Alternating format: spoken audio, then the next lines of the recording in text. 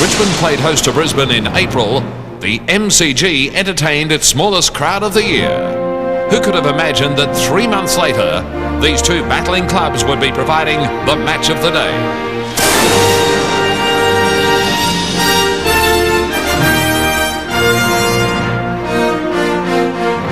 In Year 7 of AFL competition, the Bears have finally recorded groundbreaking wins against teams that in the past were far too powerful. They have rewritten attendance records at the Gabba. They have finally resorted to putting up house full signs. They have dramatically altered the scoring record books. They are on the verge of their most successful season. Not since they won the flag in 1980 has Richmond won 5 games in a row. Today they're after a 6th. In a season highlighted by internal struggles, the Tigers have shown a mean streak on field. They have come from behind in half their wins. Their defence has blunted many an attack. They have not let higher placed teams prove any worry. Today, 2 new-look powers in AFL football are set to improve already impressive records. This is Brisbane versus Richmond.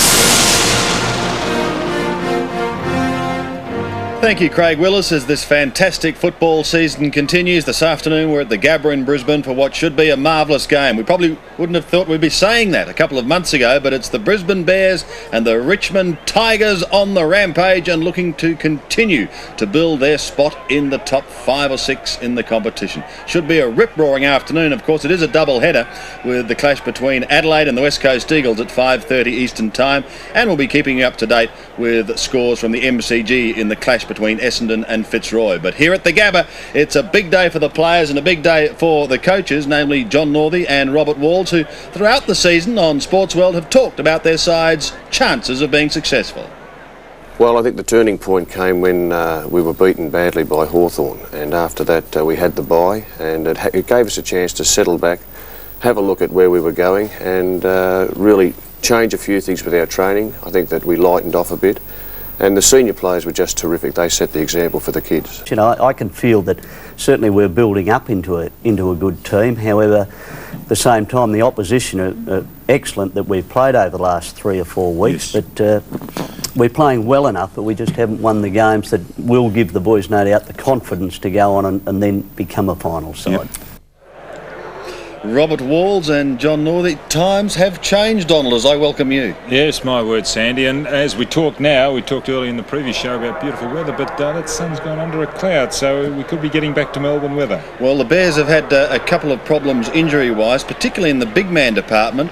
One wonders, and one must ask the question, will the door open for Brendon Gale? Who's going to get the job on him? Well, I don't know about Brendon Gale, but see, Paul Deer's in the ruck. Now, Gale will probably play at centre-half forward. Can be Gregory Deer. Greg, I'm sorry, I'm thinking of the wrong club. But anyway, Deer will start in the ruck for Richmond and Gale centre-half forward, but he can be swung, as he was last week, in the ruck when they require. Now, there's the Brisbane side. Marcus Ashcroft, number 10 there, one of those young unsung heroes that sets player, plays midfield on the ball and really does get the ball a lot now over the last couple of weeks, sets it up. Chris Scott, that's a youngster coming in. Now, he was really just starting to blossom when he went out, and he's a real gun player from the Eastern Ranges. And Damien Burke, number 30, getting his chance, and Damien's only played, I think, 2 games for Southport and Mount Gravatt. Mount Gravatt, where Jeff Jennings coaches, didn't play too well the first week, but got 35 last week. Yes, 35 hit out, so it's a desperate move by the Bears. Now, the Tigers have been forced to make a change. Jamie Tape, we understand, has been racked with the flu all week and will not take his place in the lineup, and that youngster will be missed. Yes, he will, but I'm impressed with one youngster there wearing Dale Waitman's number and also Roger Dean's old number, Duncan Callaway. And my words, a bit of history with that number there, and he's cut some big players down this year. Greg Deer I mentioned earlier, and he's one of those fellows that Richmond have picked up, and he is really doing the job for them in the ruck, and it's not a bad side, Richmond.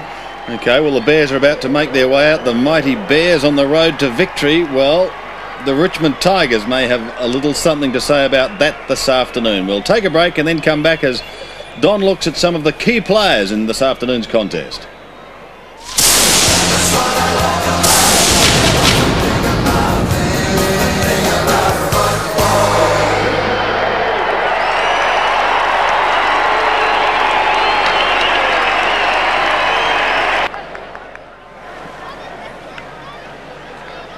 Welcome back to the Gabba, and here are the Brisbane Bears coming out onto the ground. Damien Burke wearing the number 30 Guernsey for the Bears. You can see a couple of young mascots there wearing number 4. Jeff Rain's son, of course. Jeffrey made the number 4. Living up here now. Very famous, didn't he? My word, at Richmond.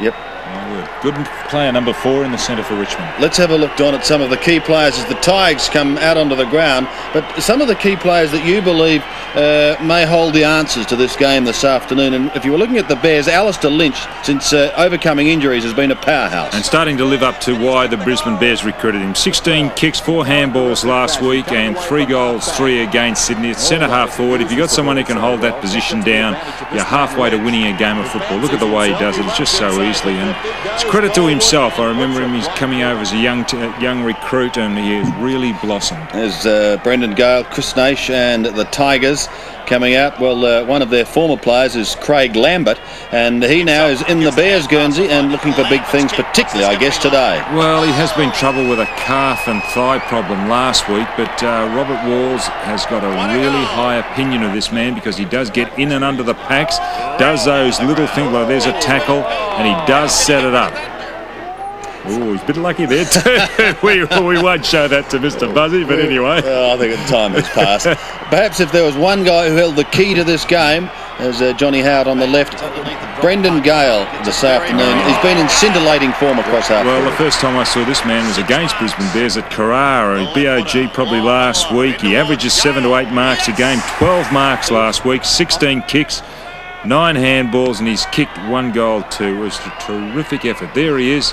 A very athletic player. Now, Richardson's had an interesting season. Started in a blaze of glory, was dropped, but the youngster now coming back. Well, as you mentioned, Sandy, that blaze of glory, 7 goals he kicked last time these sides played, and that was when the boy was hot, hotter than hot.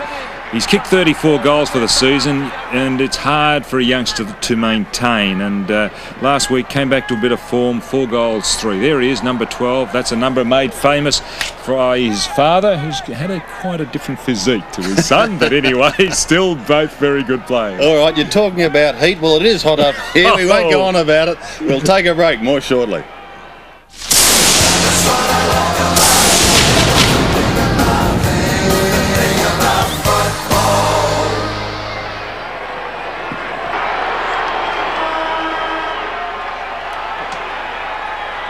Welcome back to the Gabba here in Brisbane. This game just about to get underway, and a warm welcome to Premiership Player of the Past, Ian Robertson. Welcome, Robbo. Yes, great to be here, Sandy, to witness, I think, a pretty interesting game. And John, we can see some action already. It says you're talking there. And down in front of us too, Nathan Bauer and Chris Scott, I think it is. There's Bond and Ashcroft. Well, that comment was passed in the information that we got from the Bears media guide. Craig Lambert said, of how to beat his old side, we have to be super competitive and desperate at the ball. Scott and Bauer. That's their go at the moment. They just never let the opposition get an easy kick, so that's what it's going to be all about. All right, well, here we go. And Damien Burke coming in for his first game for the Brisbane Bears, and he got a touch too as it's pushed wide towards centre wing. Leading in the chase, the Bears have the numbers here and should be able to push it up towards left half forward. Johnny Howard does well to trap it, then tries to poke it out the back door. Pushed towards the boundary line, and Fletcher ricochets off his boot onto the ground and then over the line. So a throw in on centre wing. Plenty of feeling in this game in the opening seconds, and a good crowd in attendance. Burke with the left knee protected, and Deere doing battle. It's Broderick who gets it away, taken with a high kick by Chris Bond. The Tigers go down towards Brendan Gale at half forward. Gale cleverly to Maxfield. Maxfield into the open goal for the Tigers, and there's the first one for the day.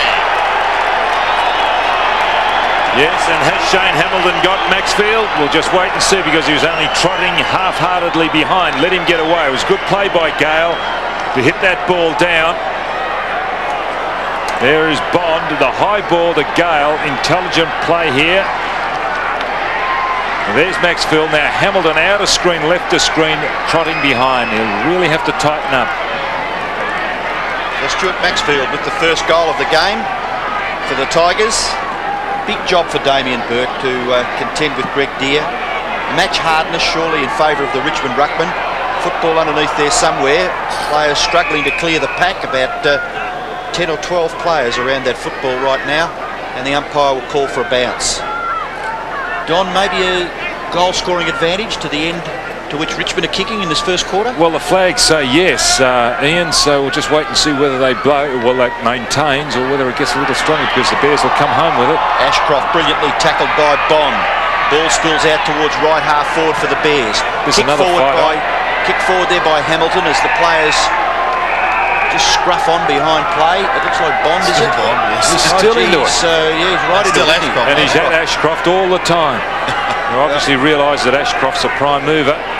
And he's been terrific, Chris Bond, in the matches that Richmond have played over the last 7 or 8 weeks. Now the ball at the back. It's Michael McLean. Gets a sweeping hand pass out to Fletcher. Fletcher's kick towards the 50-metre line. That could have been nearly deemed as a push in the back by Lynch. Down he goes with the tackle. Holding the ball, says the umpire. And Tiger fans that are here are happy with that decision. And why wouldn't you play pushing in the back? Against Lynch? Yes. And he was in a good spot, but, well, the umpire said no. There was a push out, and now a 50-metre penalty. So Lees has the free kick, and he's kicking from the centre to left half forward, out in front of Richardson. And what's happening? The umpire asking him to come back, Brian Lees. That was kicked again. Well, didn't quite see what that was all about. Obviously, the central umpire hadn't blown time on after giving the 50-metre penalty. Lees coming in for Jamie Tope. McAdam going down to the goal square for the Bears. Lee's kick towards half forward. Fisted down in front. Knights is there, storming through, but lost the football. Buse tries to do it on his own. He loses it. Knights again. Pressure now on McLean. Tries to get away from Gale. McLean still going. Was taken high, said the umpire. And he'll take a free kick across half back. McLean, one of the veterans on this Bears outfit now, gets it away to Hamilton. Turn to champion up towards centre wing. Now they've got a chance with Fletcher running. Over the top it comes from Voss. He's in trouble, but he gets away.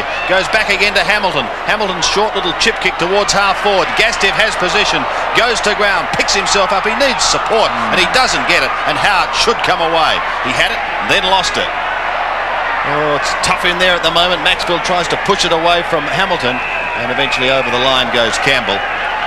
And a throw-in on the outer side in front of the Bears Social Club on this day that's fine and sunny, and expecting a top temperature of around 22. I wouldn't be surprised if it's that at the moment. Right on it. Johnny Howe again over the boundary. Callaway's got the job on McAdam. Sandy at full back. Well, that's not bad, but I think the biggest job for Richmond is going to be how they can contain Lynch. Both centre-half forwards will have a big say in the result of this game. Merritt won the tap nicely down with the right hand, pushed towards Pios, but he runs out of room. Lee's there also, and another throw-in. I think Lynch's worst performance over the last 6 or 8 weeks, while the Bears have shown a bit of a resurgence, was against Carlton, and I believe he was ill leading up to that game where Peter Dean had the better of him. Ashcroft in trouble, but gets the hand pass away. Voss tries to get a kick, but turns it over. The Tigers out of trouble. Incidentally, Robbo, who are you tipping? I might go for the Bears on their own ground. I think it's certain advantage here. And speaking of advantage, the Tigers have it through Knights. It's a high kick up towards Richardson, but it's past him and off target and through for one behind. So Richmond doing the early scoring here at the Gabba. They are 1-1. The Bears yet to score.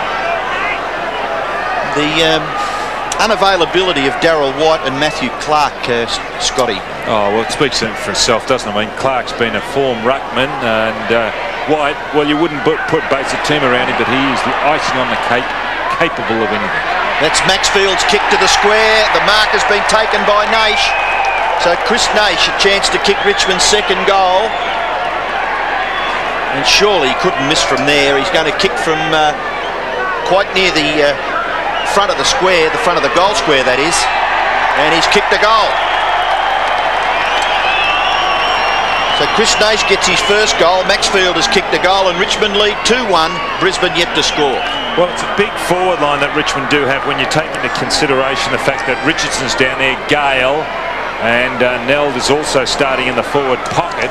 And then you've got Naish who does all the crumbing type work. They're changing Broderick, I think it is, on that half forward line as well. But nonetheless, it's a very big forward line for Richmond. Margin is 13 points in favour of Richmond here at the Gabba. very good start as Deer tries to win it with a flick out of the middle. It's pushed wide towards the wing, towards Duncan Kellaway. Under pressure, McAdam. Kellaway still at him. McAdam does well. Gets the hand pass back towards Ashcroft. Look out, Bond will be right on your hammer. He is. Gets it towards centre, but a whistle had sounded. There's going to be a free kick going the way of the Tigers. They've kicked 2-1. They're kicking with the breeze, and yet Roger Merritt appeared to have won the toss. Surely.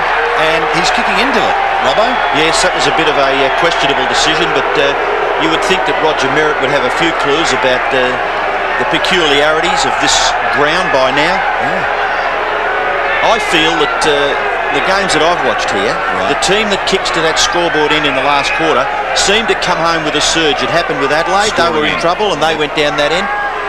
Burke. That's a fine mark by Damien Burke, and that will give him some confidence. He plays on there. Naish will see it over the line for Richmond, but Burke, he's only played a couple of games, had a quiet opening one, and apparently picked up plenty of possessions last week. So it's a big test for him today. Well, they were undermanned in height, and they just had to take the risk. Yeah. So we wish him well anyway. Former Geelong skipper. Hughes goes wide. Picked up by Richmond skipper Matthew Knight. A few skippers there. I was just going to say, Andrew Hughes was a skipper of Geelong too. So another throw in on the outer side in front of the scoreboard. And an excellent crowd in attendance. Bears fans and Tiger fans, which is good to see. Here's an opportunity for Lambert to get it away, and he does so effectively. Goes up towards McAdam, who marks on centre wing. There's something going on again, it's coming back. There's a brawling going on behind play. There's Bob there. It's amazing. The Bears were away with the football, courtesy of Gilbert McAdam. It is actually Bob, I think, is getting the free kick. We were just talking about captains, then I promoted Tony Matthew Knights from vice captain to captain, so I apologise to Tony Free. But anyway, here's Bond. What a little antagonist he's proven to be. Craig Lambert's involved as well. Here's the kick from Bond. Up towards Gale, who's got front spot. Can't complete the mark, blowing the call. And again, the Bears get out of trouble. Towards Fletcher on the half-back line. How's his pace going to fare here? He's got to beat a couple of them, Adrian Fletcher. And he can't. Taken by Bauer. Bauer's got a bit of time to centre it in towards half-forward. And the kick is a good one. The Tigers have started extremely well here at the Gabba. And here he is again. Should have kept going then. Shane Hamilton punched that ball away. Or knocked the bloke over. Exactly. Yeah, I thought that thought was in your mind. Gets it away quickly up towards Richardson, who got a hand to it, but that was all. An opportunity for Maxfield once again. He blazes away at goal, but he's away to the left. Well away to the left. Out of bounds. Disappointing kick, really. He did have a little bit of space and maybe should have done a little bit better there, Stuart Maxfield. The Tigers' first goal scorer, the other one coming from Chris Naish. And the football in the right back pocket for the Bears. It's Martin Leslie just clearing away a little bit of the rubbish that has accumulated down in that area of the ground. Leslie now to kick the Bears. Outside 50 metres, the ball hangs up with the breeze. It's punched back inside that area. Ashcroft with the football gets the hand pass away. Now it's the Bears to kick the ball back again towards the wing. High at the back was Fletcher, couldn't take the mark. It's Kellaway with strength. Gets it to Bauer. Bauer's long kick in towards the goal square. Taken by Neal. He's well tackled by Champion and should be rewarded, and he is. They'll certainly go along with their kicks, Richmond. Richard Champion back into the side after serving his suspension. Gets it to McLean. McLean, a short pass. McIver has made good position near the wing. He's going to get dumped. No. Brendan Gale was disciplined. The kick. Oh, well done by Boss. No, it's a push out, and it's going to Howard. And the infringement is against Lynch. Alastair Lynch. Infringing against the Richmond centre-half back Johnny Howard. Howard's kick in towards centre-half forward. Punched away by Gastev. Back near the centre of the ground. The gather by Ashcroft. Away to Voss. Now McLean. No, it's... who was that there? Ashcroft again. Couldn't quite get the ball clear enough to the advantage of his teammate, and it's Bauer. Actually, that was a good free kick by Lambert. He held onto the leg of Bauer because Richmond would have been away. A professional kick. Well done, Craig Lambert. Nathan Bauer on centre wing. The Tigers doing the bulk of the early attacking here at the Gabba. Richardson offers a lead. Runs out towards half forward. He can't get a decent run at the ball, however, and Burke takes his second mark. See, he plays on. not inexperienced, lack of match practice, Sandy. And loses it. Broderick got a short kick. It passes Buse. They're in trouble again, and Champion concedes a behind. So he's done too good. He's taken 2 good marks, Burke, but he's just anxious to play on. He's a little bit impetuous. What about coming from behind the player on the mark? Isn't there a rule that says you're not allowed to do that? What? No, that was smothered off his boot. But the guys came from behind him. He hadn't gone over his mark to take the kick. Well, play goes on, boys. It's on the centre wing with Scotty McIver. Gives it to Buse, who gives it back to McIver. The two are sharing it round at the moment. Kicks up towards Lynch on centre wing. Traps it nicely. Alastair Lynch gives the hand pass away to Voss. Voss kicks up towards McAdam at half forward. Lost sight of the ball for the moment. With him is Kellaway. Oh, the youngster does well to put himself between McAdam and the football, and they'll get out of trouble. Running away is Campbell. Kicks it high in towards the centre. Burke's going to take another mark in the middle. Just hold. That's better. He's doing well enough already to justify his inclusion. Well, we were talking to officials before the game. He's kicked that straight to Maxfield, and they said he's like a youngster playing his first game. Maxfield, however, defends, kicks back towards centre wing. Leslie's taken high, and he'll take the free kick on the outer wing. Well, he might have had 3 marks, Burke, and they're good marks, but he's turned the ball over every time. Good player is Leslie. That kick in towards centre half forward, nearly taken by Lynch. Goes in after it again. Alastair Lynch tries to clear the football of the pack. Bumped off the football too easily there, Hamilton. Michael Gale, desperate stuff. The ball at centre half forward for the Bears. Now it's cleared away by Campbell, but a throw being indicated by the umpire and Sandy Roberts. So well done, Sandy. And that's the way the free kick will go. Matthew Knight's not too happy. Did well, Knight's picking a ball up though. Football is with Francis for the Brisbane Bears. Perhaps too far out to score. Gets onto a nice long kick. Close to the square. Merritt couldn't take the mark. Bauer is there for Richmond. And it's out of bounds in the left forward pocket for the Bears. They're yet to score. Richmond are 2-2. So the Bears a chance here. Merritt doing the ruck work. The ball spills now for McAdam. Can't break away. Good tackle by Rogers. Kick forward now by Gastev. All clear.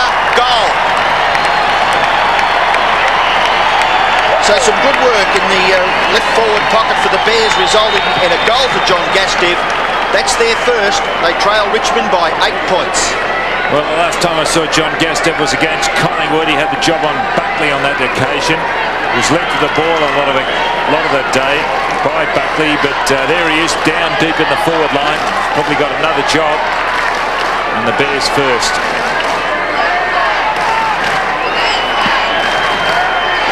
So the bounce back in the centre. Damien Burke gets it clear. The Bears go forward once again. The kick from Hamilton. It's taken now by Francis. Tap on. Chopped off by Callaway. Campbell. And it's kicked clear by Turner. Too far. Out of bounds on the full free kick to Brisbane. To be taken down here in front of us by Chris Scott.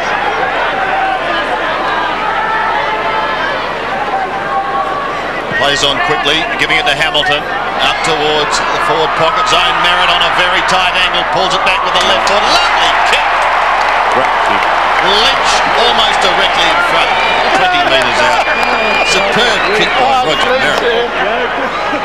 Well, surely that's the discipline that they're under. Don't flying shot from there. Kick it to the front of the square. If one of our men are there, good luck.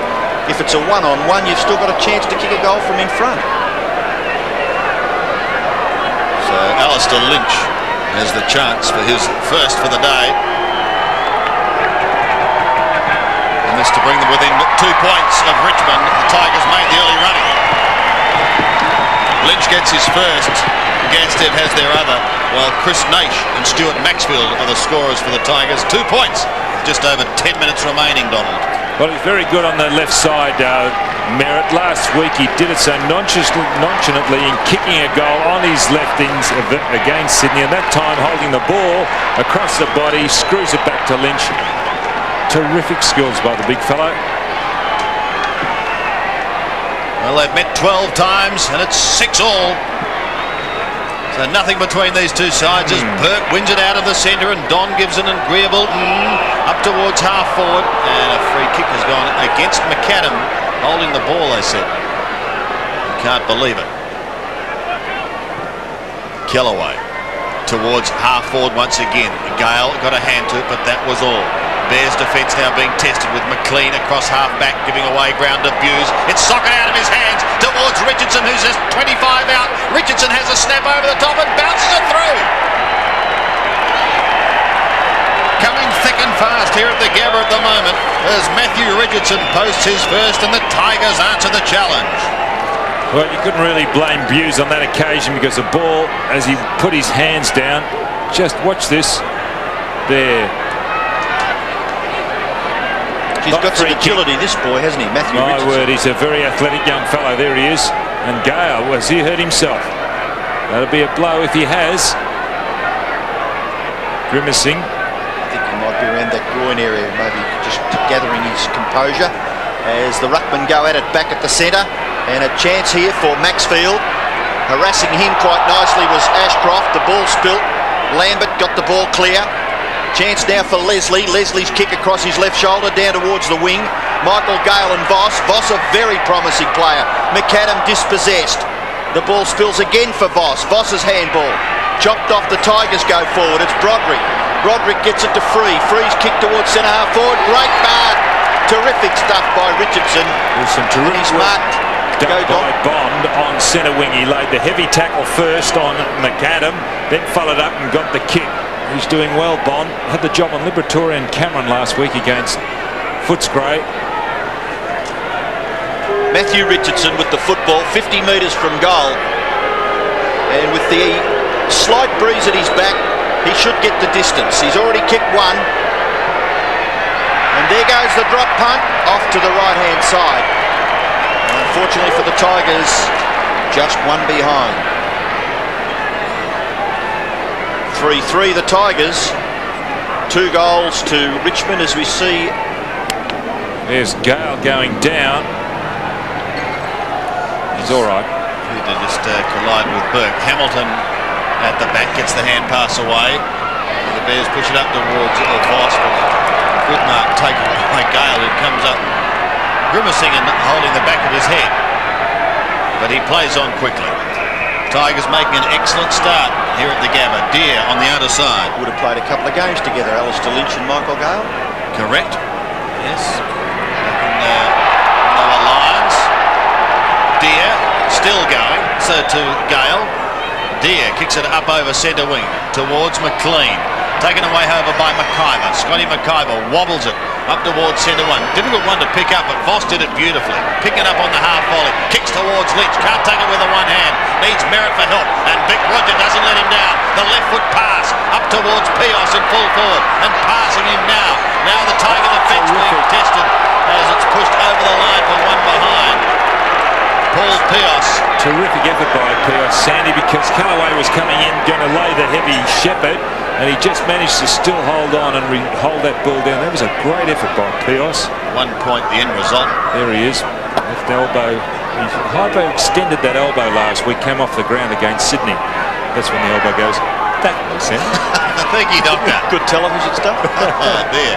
Turner to the outer side.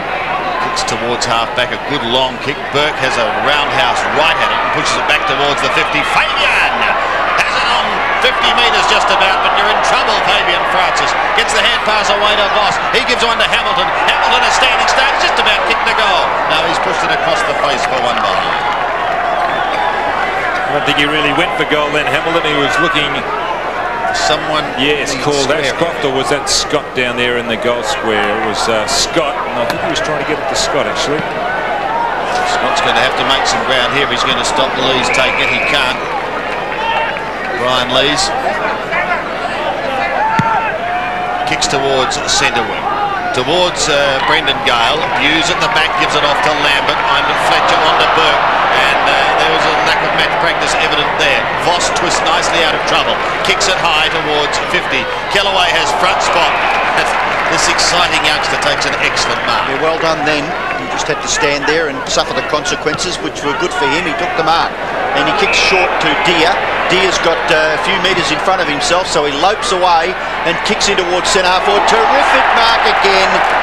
Well, Kevin Bartlett just sings this boy's praises every time he has a chance to, and little wonder when you see him do things like this. One against the two Bears defenders, and he's taken the mark just inside 50 metres. He must get that athleticism from his mother's side, do you think? Well, you would have played a bit of footy against Bull, and I was around at that stage too. But here's young Matthew Richardson. Kicked 7 goals against the Bears in their first encounter. Yes, he's holding that wrongly, isn't he, when he's dropping the ball?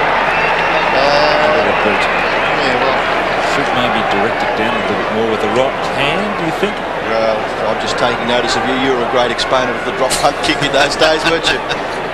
Total goals, you could count them on your hands, couldn't you? Oh, well, maybe toes as well. Andrew Hughes to bring it back into play. Bit of sniping in the commentary box too. Looking for his former cat, Damien Burke. That's socket out on the full. He's pushed it straight out of bounds on the full, Richard Champion, with his foot. So that could prove it very, very costly. Knight's kick in towards full forward once again. Leslie comes across the pack and belts it over the line.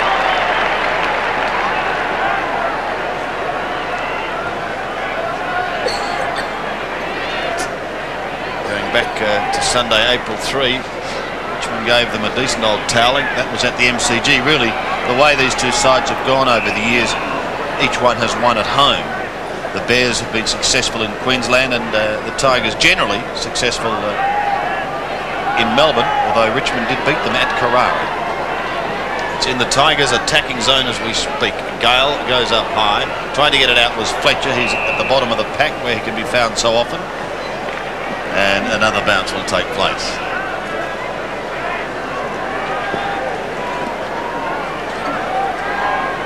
Eight points the margin. Gale stands his ground, but it's Burke who flicks it nicely. Out of trouble towards Francis and Campbell. Who's going to be first to recover? Well done, Francis. He pushed it out to his teammate, and that's Chris Scott. Scott kicks up towards Lynch on centre wing, and he's got it now. Can he get clear of Howard? He's giving away ground. Following it down was Chris Scott. Gets in trouble. Puts the handball out in front. Up towards Merritt. Merritt just waits for the critical moment to get it out, but it goes straight to Howard, who looks to Knights. Was he pushed in the back? The umpire said no. Play on. Towards Ashcroft it comes. Now McLean. Look out, McGee. In trouble. Pushes towards the boundary line. That's Howard. And over for a throw-in. I find sometimes that those hand passes are a bit too predictable there with Mickey McLean. Receiving, I mean. Well, we could see from where we were he was going to run into trouble. He just had to get rid of it. But whether the players down there can anticipate. Sometimes there's the handballs. Gee, it's 33-9 in favour of the Bears. They're certainly getting their hands on the football. This is Lambert pushed over the boundary line.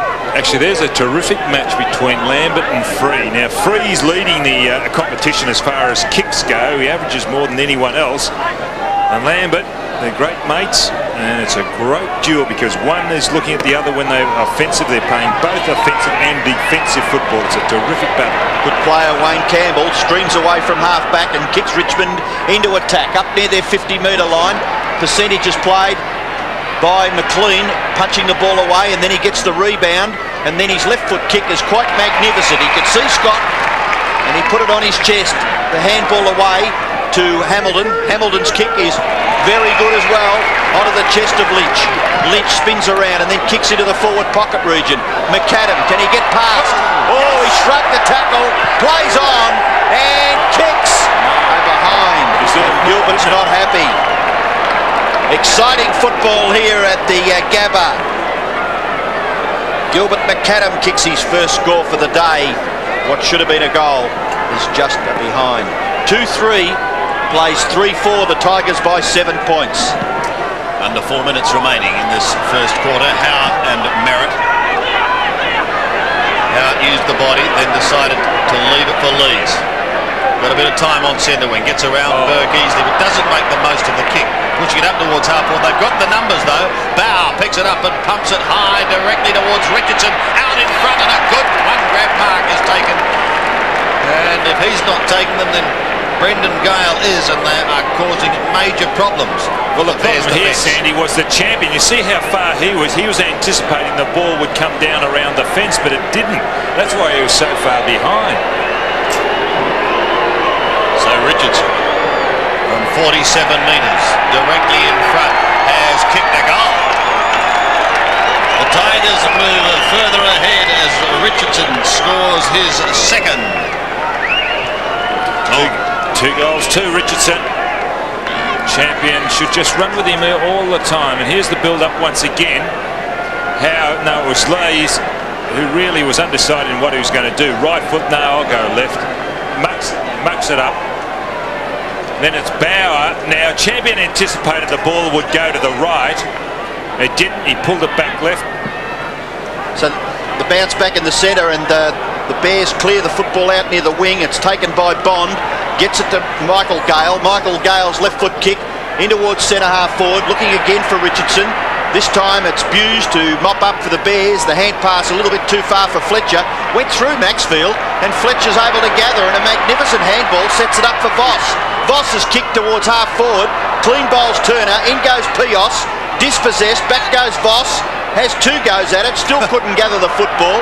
Damien Burke hatched it for Scotty Turner, and it's Turner for the Tigers to kick it back out towards the centre of the ground. Matthew Knight shrugs the tackle, and too high, but it's not Matthew Knight that's going to take it, I don't think. Yes, it is, and he'll go back to centre wing, where he'll kick Richmond certainly to within goal scoring distance. A low trajectory drop punt, and a strong mark taken by Brendon Gale. It looks as though he's recovered from that knock. Brendon Gale to kick for goal from about 45 metres. 1 3/4 minutes left, and another dust up just away from the man on the mark. 2 or 3 players, Gastev, Rogers. The umpire indicating the play will go on, and it's Brendon Gale to shoot for goal. Shouldn't be a problem for this man. Well, I think it's the breeze that he has to contend with. Just most kicks getting away to the right-hand side. Gee, that's a good kick. That is a very good kick. It's a goal. Brendon Gale kicks his first, and Richmond get their 5th goal. So now that scoreboard looking pretty good for the Tigers. 5-4, Brisbane 2-3.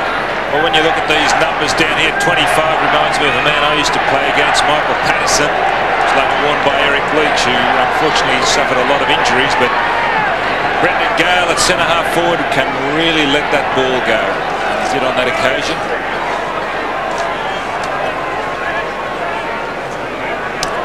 5-4 plays 2-3. The Tigers making the most of the breeze in this first quarter. Difficult bounce for the ruckman. They had nothing to do with it really in the middle, so Bond goes in and he decides to get it out, and he does it nicely. Away goes Maxfield on the outer side. Stuart will have a shot.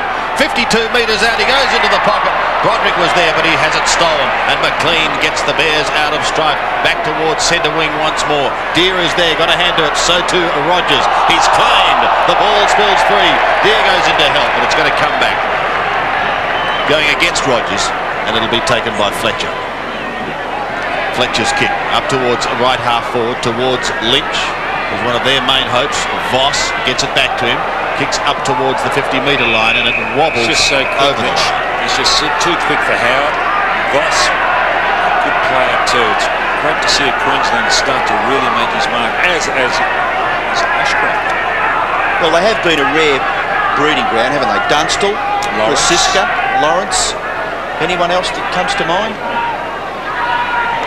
The QAFL I'm talking about. Howard, you can ponder that as he gets the hand pass away. The Tigers should get out of trouble. The skipper's hand pass goes astray. They might turn this one over, although Bond picks it up and he pumps it high up towards half forward. Naish was the flyer. He took a specky a couple of weeks ago, Chris Naish, not to be on this occasion. On the end of it now is Scott for the Brisbane Bears. Kicks up towards Pios and he marks inside 50. That's what I'd like to see Scott McAdam do a lot more of. He's not very quick, Scott. If he can use his hands as he did on that occasion, he can really set it up. He set it up to Scott. Scott in turn across to Pios. Well, after the siren, this is an important kick for the Bears because they trail 5-4 to 2-3.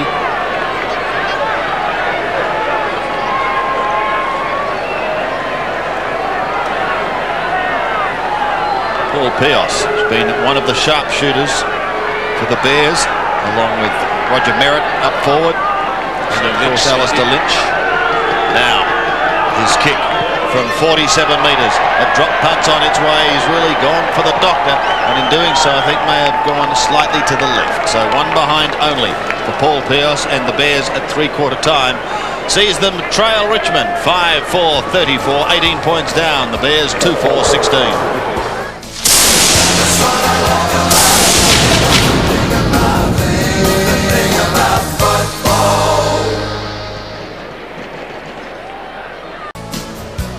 Quarter time here at the Gabba. The Tigers doing it well, booting 5-4-34.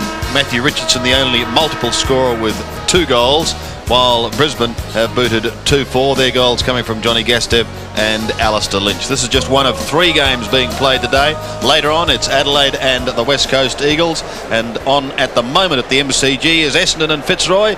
Gerard Healy is there watching the Bombers and the Lions. What have you got to report, Gerard, at this stage of proceedings? Well, an entertaining first quarter, Sandy, but it really was the James Hird show here. Essendon have dominated a little bit, so to speak.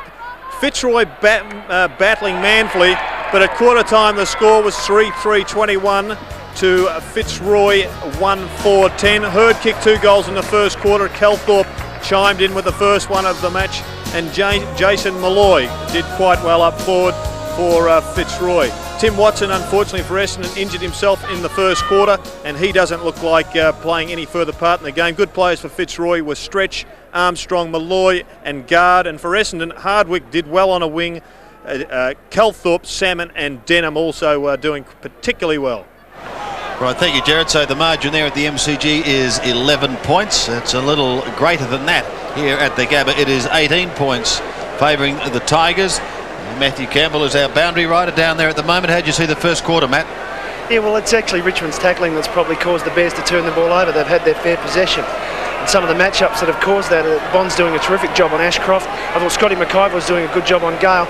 But the one to really watch is Hamilton and Maxfield. They're playing on the same wing again, and they're not playing anywhere near each other.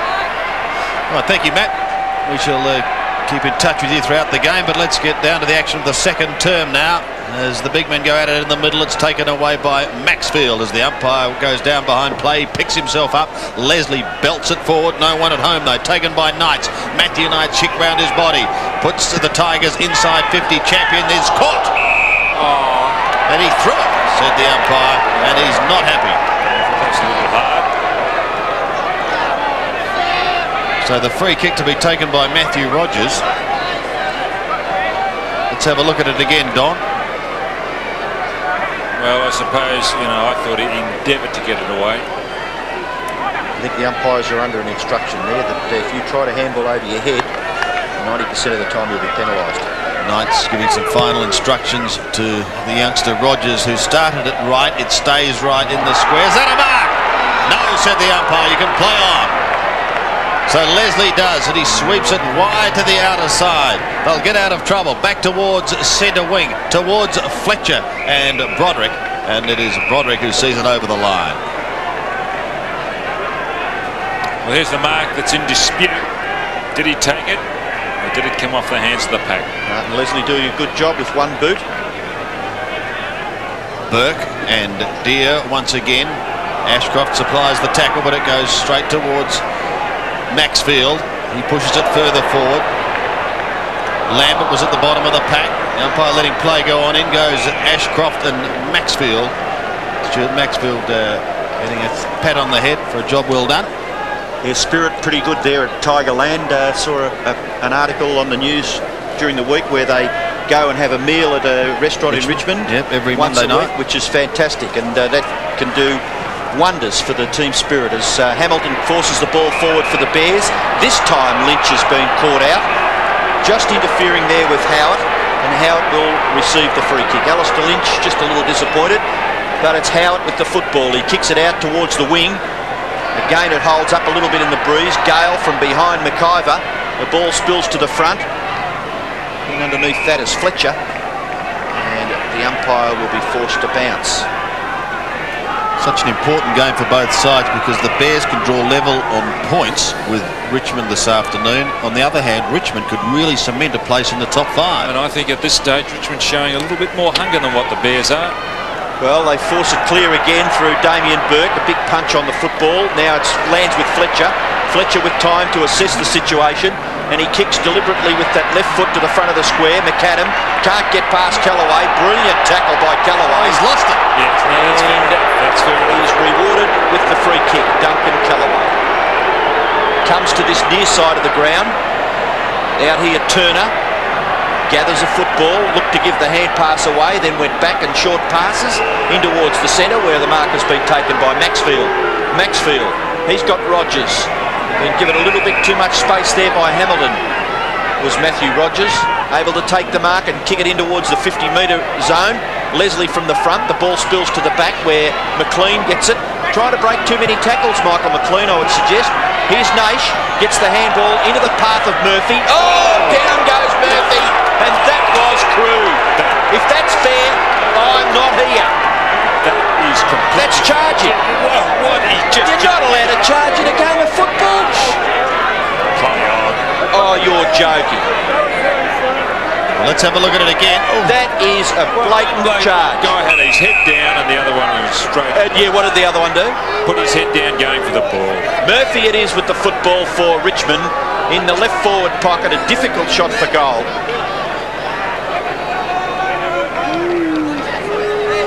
Richmond have kicked 5 goals for. The Bears are 2-4. Murphy shot for goal. Just drifts into the post on that right-hand side. So it's one behind to the Tigers, kicked by Justin Murphy. 5-5, plays 2-4, and champion it is to kick it back into play for the Bears. Runs straight through ADRIAN FLETCHER as he's running back to take his position, so there's quite a bit of feeling out there. Champion goes to the outer side. It's a lovely kick. He's looking for Burke, who's beaten. At the back is Broderick, pushing it in towards the half-forward line once again, but McIver marks for Brisbane. He gives it to Champion, who's got Scott if he wants him, but no, he elects to go more directly down the ground. But to whom? There is no one there, so Campbell will take advantage.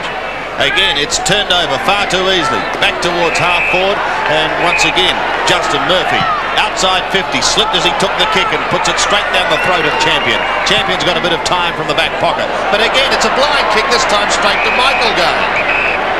I'm amazed at how many times senior league footballers get into the clear and kick it straight to the opposition. Well, he picked out a couple of Tigers there, and Gale decided he'd take it. Towards half-forward, they badly need a score. Lambert defending towards Ashcroft. On half-back, over the top to McIver, who should use McLean. Decides against him and has a bounce. McLean does some shepherding behind play for him. He gets his kick down towards Pios. Can't quite trap it on the half volley. Michael Gale takes it nicely, gives it to Leeds. Back to Gale again. Out of trouble to Campbell. Almost down to centre wing. Campbell's kick is good towards Brendon Gale. On the half volley, picks it up and gives it to Naish. Chris Naish, just on 50, wants to get clear, caught one high, will now have a shot for goal, but it won't come back. He kicks it in towards full forward, and Champion sees it over the line for one behind. But Richmond doing the bulk of the attacking and leading 5-6 to 2-4. Champion going short to Gaston. Fletcher marks across half back. And here's the advice of Robbo going towards Fletcher. He just slipped at the crucial time. I think he'd done something with that before he gathered it. Just had it spent. You can see the thoughts in the player's mind there. And the boundary throw in, Greg Deere being held back by Burke. The ball spills now. A chance for Bond. Bond for Richmond. Runs right up towards centre-half forward, then lobs it high at the back. Another good mark taken by Matthew Richardson over the top of Champion. And he plays on. The goal square is unattended. It's a goal. Another goal to Matthew Richardson. So he's now kicked 3, the full forward for Richmond. And the Tigers get their 6th. They lead 6-6 to 2-4. Well, Champion did the right thing. He endeavoured to get in front. This is the high ball from Bond. Just watch Champion. Didn't get that front position, but just better judgment, better lead. And this is good play by Richardson to play on quickly because nobody's in the goal square. And there it goes. 16 plays, 42, a critical time in this game for the Bears. Lambert tries to get it out, but it's Bow who belts it clear, straight to Gastiff. They've got the numbers here, but look out. Gastev again can push towards Fletcher. Adrian Fletcher off to Lambert. In he goes towards Ashcroft. Marcus Ashcroft is almost down to 50. Centering kick in towards half forward. Voss a fly, couldn't take the mark. Pressure now on the Tiger defence. And plenty of it too. There's a bit of pushing and shoving against Gale and Roger Merritt. It's Gale to take the free kick. Pretty much an easy way out, in my opinion, that free kick in the back line for Richmond. It's Matthew Knights with the football. He goes straight across the ground and finds Howard on the near side here. His hand pass goes to Bond. Bond's kick smothered off the boot. The ball spills now for Lynch. Lynch's hand pass pretty good to Scott. Scott can go short, but he tries to measure the kick, and it really was not to the advantage of the forward. Matthew Knights, down goes Turner. Brilliantly picked up by Knights. He looked for the umpire's decision. No whistle, so his kick finds Bauer at approximately left half back. He may be just a little forward of that for the Tigers. His kick goes in towards the wing position. McIver tried to ship it out for Leslie. Now the ball spills out for Scott. Scott's kick, the bounce will favour Campbell. Campbell has been rebounding brilliantly from half back. His long kick in towards half forward. Champion from behind, affects the spoil. Now the opportunity for McLean. McLean across his body. It's a good kick. And he's found McAdam. And McAdam's away. In towards the centre, towards Francis. He's got options on the left. Fabian Francis goes direct towards Merritt. The big man got a hand to it, but that was all. Now the Tiger defence. Tidy up. Turner's kick goes up towards the half-back flank. And eventually over. And Johnny Howard down there as well. Hamilton going off Sandy. That's for the Bears. There's the throw in. The Bears not making any impression so far on Richmond in this second quarter. Almost thrown out by Tony Free towards Bauer, who finishes over the line. Well done there by Bauer. I just thought when the kick came in before, I think it may have been from Fabian Francis to Merritt. Yes. There's just not enough crumbing down there. You know, if you've got a big guy who's going to be competitive with where Roger is, very good in that area, you need a crummer down there. Yes, Howard was able to just get it away, wasn't he? From the throw-in, Voss over the top to Scott, just gets his kick in time. Free makes him earn it. And Merritt looking for the free kick. It's gone against you, Roger. Yes, the advantage is being paid. He's having a nice old chat too. Gale takes it from his teammate in Naish.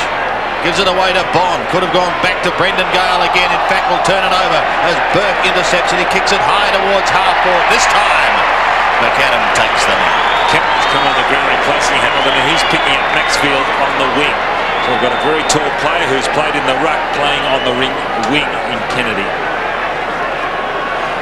Well, they need one badly. They've kicked just 2 goals.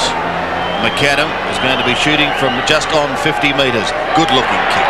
That's what they want. He gets his first. And the Bears move to 3-4, trailing Richmond 6-6. Well, it's been disappointing, the Bears, for a team that's got a real chance of playing off in the final. They've got their home ground advantage. And really, they're making a meal of it. They're not very desperate. And Richmond are the ones playing with a lot of enthusiasm. The quick kick. Just a lot of luck here, and as much as McAdam in the right position. Good kick, though, by McAdam. Well, it's still fairly early in the match. Damien Burke doing well at the centre bounces. It's kicked forward by Kennedy. Up towards half forward. The gather by Lynch. If he can kick this. Oh, it's a pretty good kick, but he just misses. Isn't he a superb athlete, Lynch? He's just so quick that his speed gives him so much time and space. Deere caught one in that ruck duel with Damien Burke after that goal. He's dropped back but appears to be okay. We'll keep an eye on him. Will he cop it in the stomach, Sandy? No, he copped it in the eye, I think, or in the face. Actually, the doctor's looking at the eye. Well, let's hope that he is going to be okay. Now here's a chance for the Bears. Kicking into the man on the mark. McAdam comes across, but it's socked away and over the line.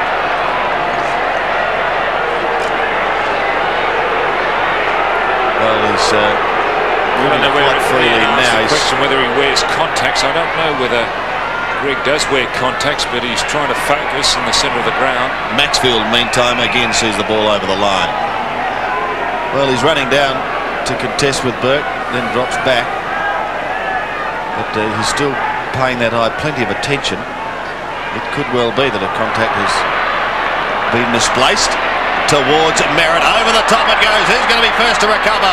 Lees is there, and so too is Howard, and it's taken over the line. Rushed away from Paul Pios, and the Bears just wanting a couple of goals to really get back into this game. They're not out of it, Sandy. I didn't say they were. Up to half time yet. Well, I don't like their chances. This stage. They kicked the next 2 goals, and it's about 6 points the difference. Come Turner, on. that's just what we said. Turner from full-back to bring it back into play for the Tigers. An excellent crowd here at the Gabba, if you've just joined us. Well, he's taken a punt on going short. It may come unstuck. Fletcher shrugs one tackle, then gives it away towards Ashcroft, who kicks it high, back inside 50 once again. Wanted McAdam. Loses. There's a good player in trouble down behind play, as McAdam has it. Just on the 50 metres. Gives it away quickly. The Bears working so hard for a score here. It goes over the top of Lambert. Pressure on the Tiger defence. Here's a chance for Ashcroft. It's a high kick. It's coming back. Is it enough? One behind. That player went down. That's Bond. He went down on all 4, Sandy. And he is not too good at all. He has been stirring up a bit of a storm, so I guess if you live by the sword. What are you suggesting? And I'm no lip reader there, but I don't think he was asking for a white tee with one. No, see, he just went to ground. But he's not too good. So the Bears with a couple of surges forward, just resulting in 1 goal.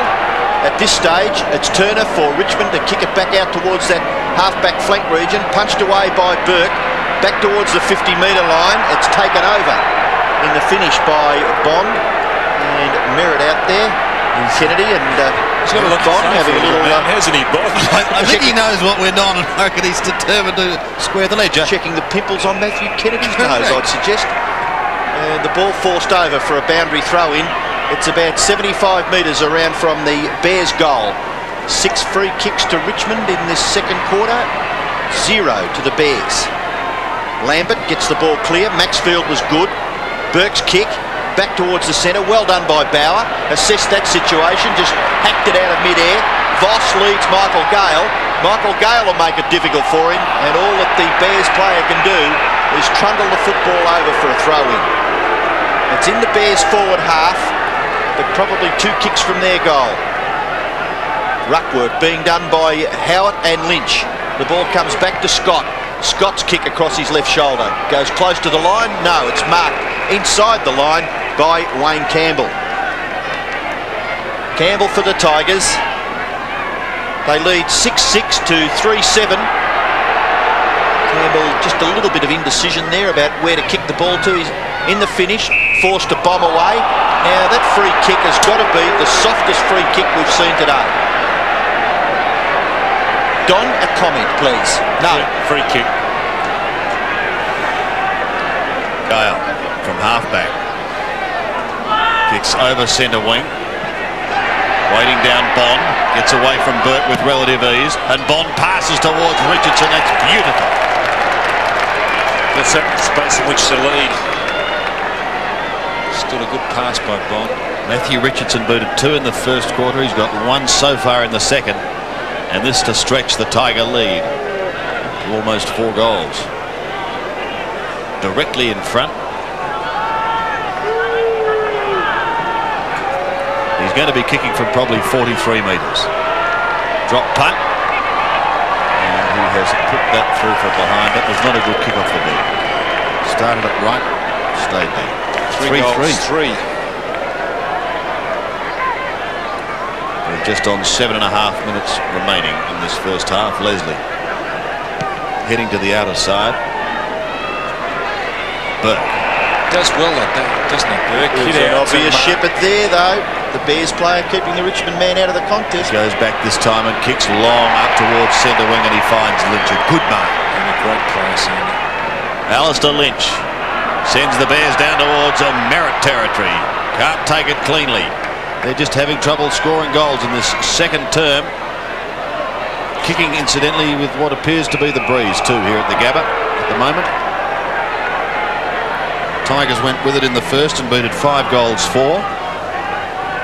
They've added 1 goal, 3 for the turn. Kick. He's out against Maxfield on Lambert. Unduly rough play, I should suggest. So Lambert goes up towards half forward once again, and this time we will see an effective shot from Chris Scott after a good strong mark.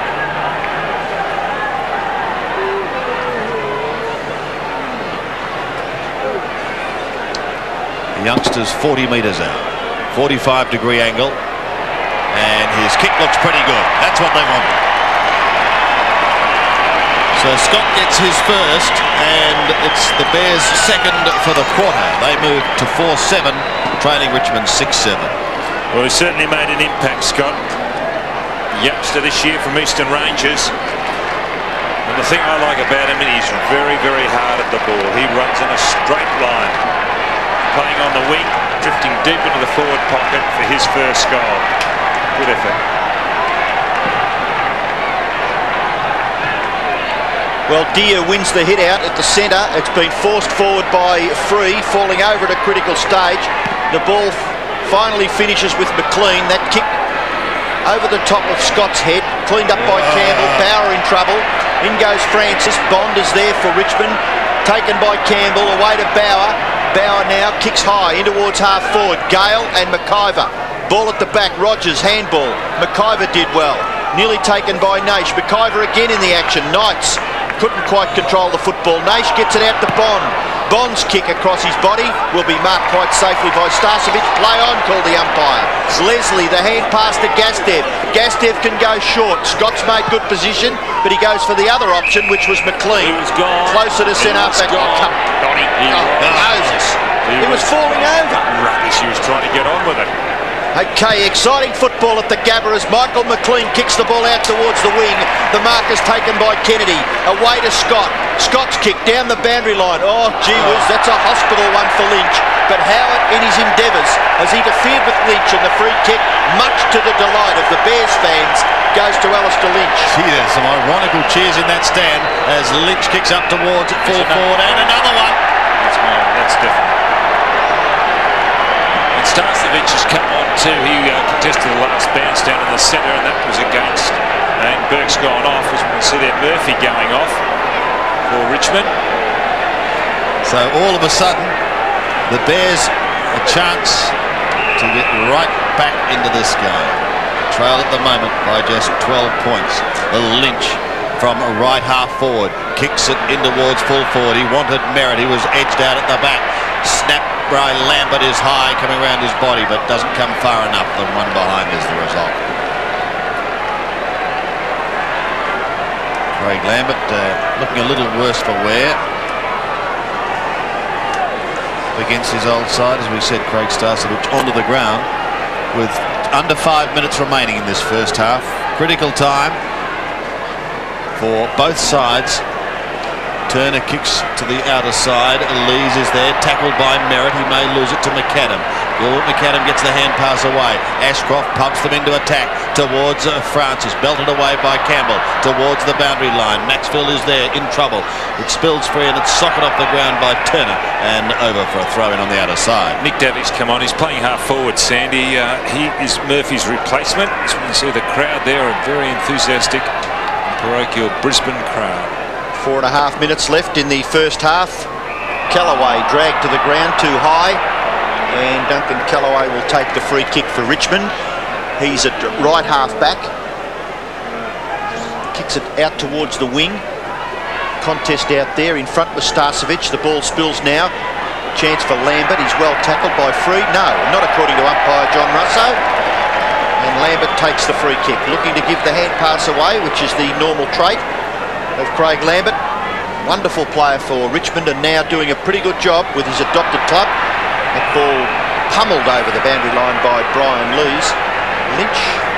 Now who's Lynch talking to there? He's maybe an umpire close by. And the ruckmen go at it once again.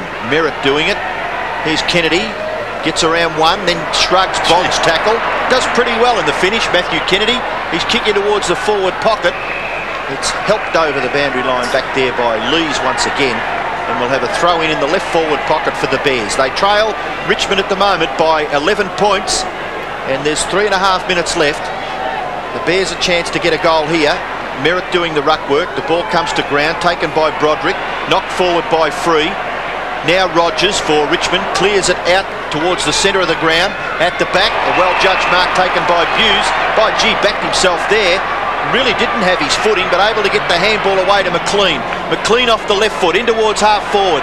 Punched away by the Bears forwards in that occasion, and it's Naish to take the football. Naish goes with a short kick across the centre. The Tigers have kicked only one goal in this quarter. Daffy's kick goes up towards half forward. Again, straight to Buse, however. Buse comes towards centre wing, and the mark is taken by Leslie. He's off. Goes inside with a hand pass to Scott. Chris Scott kicks towards half forward, towards the 50-metre line, and Lynch quickly out of the blocks takes the mark. Waste no time as he spirals one up towards full forward, and that was better with Voss taking the mark down at full forward. Well, that's the old torpedo punt, and what would you call it, for the flight through the air favouring Voss because of the torpedo spin. Yes, maybe the Richmond players went back further thinking it was going to carry. Voss judged it a heck of a lot better than any of them and has marked, well, he's right on the left-hand point of the goal square. This for his first, and he kicks it, and the Bears stay in the hunt. Well, I'll have to eat my words, won't I? I thought they were out of it, Richmond, Bears, but they've come back in. They've got about a better judgment. And that's Voss's first goal.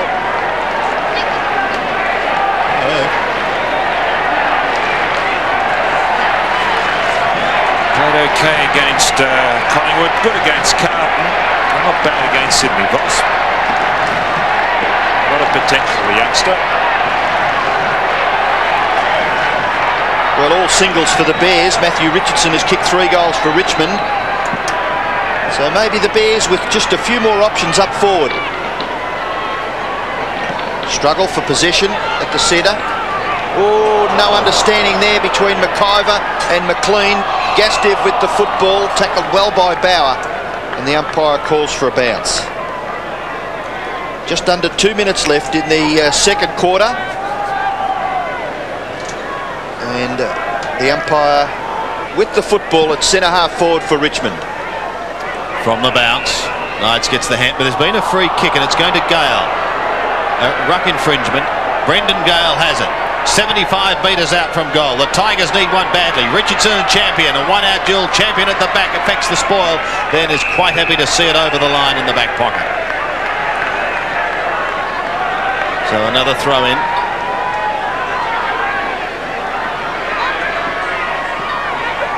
Richardson a chance.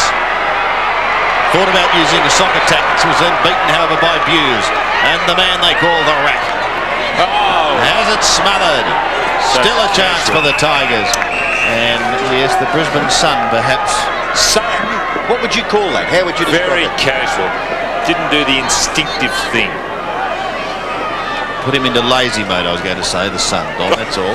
Not the glare. Maxfield, a high kick in towards full forward. Richardson again, a one-out duel with Champion. Who's first to recover? Richardson, you'll have to have a snap. You've got to kick it. Almost thrown to Buse. He accepts it, and this time he gets them out of trouble. Going towards Kennedy on the outer side. He gets a shocking bounce. Brendon Gale is there, but he's on a very tight angle. Gale right on the line. Pumps it back towards full forward. Champion stands alone. Takes the mark. Gives it to Starcevic in the back pocket. And Craig Starcevic comes towards Gastev on centre wing. Plenty of attention from Rogers, but he takes the mark. That might have been a free kick to Gastev then. So obvious it wasn't being paid. If it wasn't a free kick, you should have paid the mark. I thought he was going to. I must see some of these umpires pull a jumper on and try and play the way expect the players to play. Gastev's kick is partly smothered. You're a bit fired up today. Oh, I can't believe it. Broderick, Campbell, settled down. Still Campbell. And he's taken over the line by Francis. Keeps it in play. They're in trouble. Loses it to Gastev again. Oh, well done by Campbell. He followed it up and picks it up now. Kicks up towards a full forward, but again the Bears having the numbers. This man, Michael McLean, he got the Players Award last week at half-time. take his kick? No, he doesn't. Michael McLean, judged by the Brisbane Bears players. They have their own award each week, and he got the nod last week against Sydney. There he is. So players walk off the ground at half-time. Well, the half-time score sees Richmond lead by 5 points. They're 6-7. Brisbane are 5-8.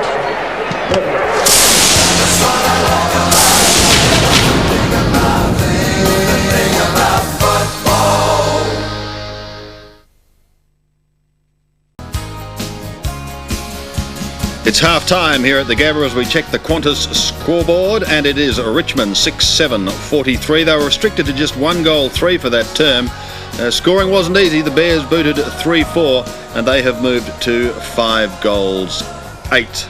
Well, Just for Kicks proved to be a most successful book just a couple of years ago, providing plenty of laughs. Just for Kicks 2 does exactly the same thing. Let's take an excerpt now from Tony Jewell. It was back in 1969 after we'd won a premiership, and the club decided to celebrate by sending us to Bronte Beach in Sydney. And on one of the fine days there, we've gone down to the beach, and unbeknown to myself and most of the players, there's a terrible rip flows at Bronte Beach, but a beautiful wave nevertheless. And I was sitting on the beach with Royce Hart, who'd never cracked a wave before, and he was watching blokes catching waves, and he said, look, I'd love to do that. He said, is it very hard? And I said, not at all, come out with me and I'll show you how it's done. So out we've gone, and we're standing in water up to about our neck. A couple of waves rolled in, and I said, Royce, don't worry about these ones, the next one. So we've jumped on the wave, caught it in, beautiful. Got out again, I said, duck under this one. He's ducked under it. As we've come up, he said, my feet won't touch the bottom. He said, what do we do now? I said, well, we'll be right, just hang on a minute. So we were in a rip. So out we're going out further and further out to sea, and Royce is starting to panic. He's got his arms around my neck, he's dragging me by the ears. It was almost a war trying to get him off, though, but I eventually pushed him off me, and he was floating out towards the South Pacific somewhere, along with me. I was heading out there as well. By this point in time, I was almost exhausted, and I've looked up at the beach and waved and saw that Tommy Hafey had noticed that I was waving. Tommy got up, stretched his considerable physique and dived into the water and started swimming out towards us. I was in front of Royce, I suppose, by about 50 yards, and Tommy swam and swam, and as he got towards me, I yelled out, over here, Tommy. He stopped momentarily, looked at me, and then swam on again, straight past me, over to Royce Hart. Well, by this time, I was knackered, to be quite honest, so I was just about had it. I've looked behind me, and there was one big wave coming with the last bit of energy I had. I've caught the wave, and it rolled me into the shore, where I crawled on my hands and knees up onto the beach and just lay there and went to sleep for about 3 hours. I was that exhausted. Anyway, later that night, I was walking through the foyer of the hotel and I ran into Tommy. And I said to him, thanks very much, mate. I said, I nearly drowned out there. You spotted me and just swam straight past as if I wasn't there. What's the story? Oh, he said, mate, he said, we've only got 1 centre-half forward, and he said, we've got plenty of half-back flankers. And at that point in time, I knew my career at Richmond was going to be a short one. Yes, dear old TJ. Tony Jewell, of course, a premiership coach with the Tigers, and Just for Kicks 2 is available now, so watch out for that, won't you? If you may have just joined us, not a lot on it here, lot in it here at the Gabba at the moment. The Tigers holding a slender lead. Plenty of football still happening on this big double-header Sunday. Don't forget, of course, coming up a little bit later on, we cross to Football Park for the clash between Adelaide and the West Coast Eagles. The main scorer at the ground here at the moment is Matthew Richardson. Let's spend a minute with him now.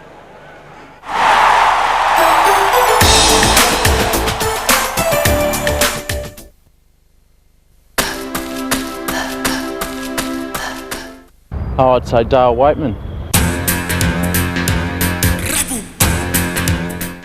Oh, definitely my senior debut. Just my family.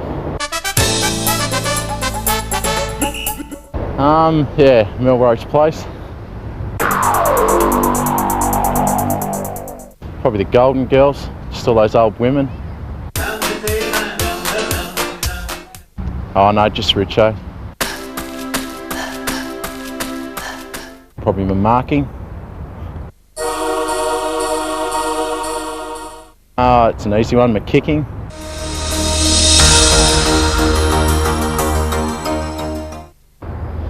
Chris Naish.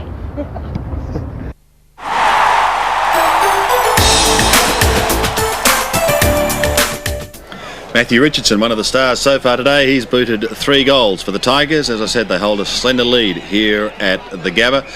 The other match being played today is the one at the MCG, that is between Essendon and Fitzroy. We'll keep you up to date with that match throughout the afternoon, but now we'll take a break. More shortly.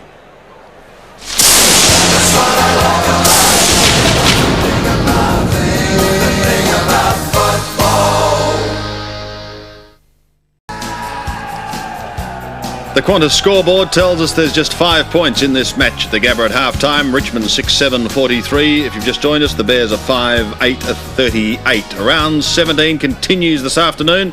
Also being played at the moment is plenty of action at the MCG, the clash between Essendon and Fitzroy. And viewing that for us is Gerard Healy. Gerard, what's the situation as we speak?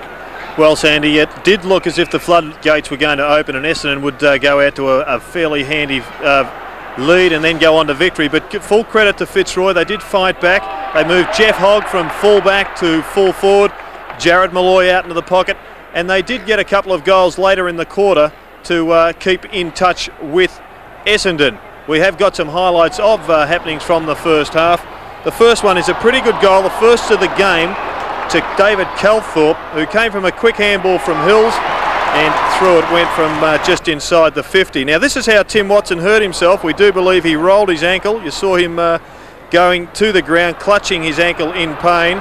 And as we did suspect, Tim hasn't appeared after half-time and does look to be in a bit of trouble. Has had his problems with injuries this year, as we probably all know.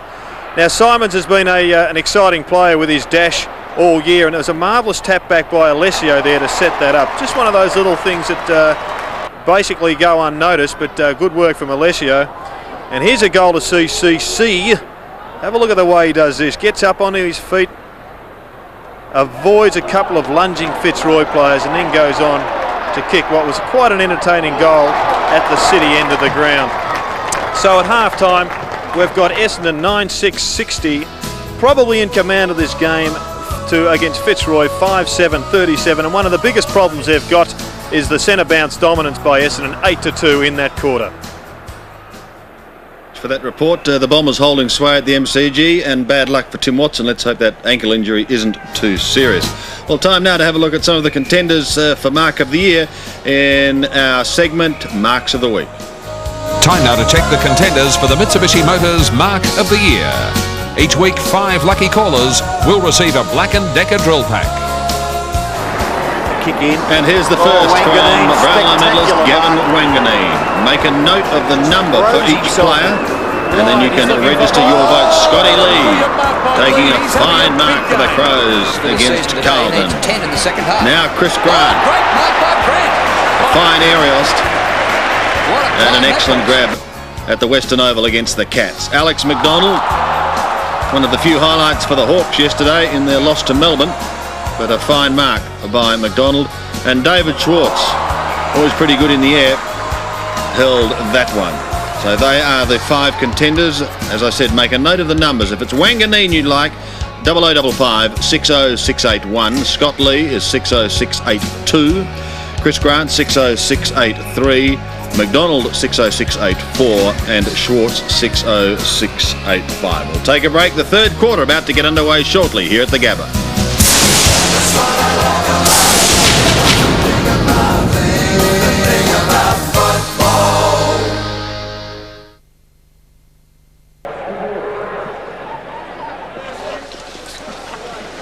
Only a kick in it here at the Gabba as the third quarter is about to get underway. The Bears are already out on the ground. Richmond at one stage had opened up quite a substantial lead during the second quarter. In fact, it got out to some 26 points.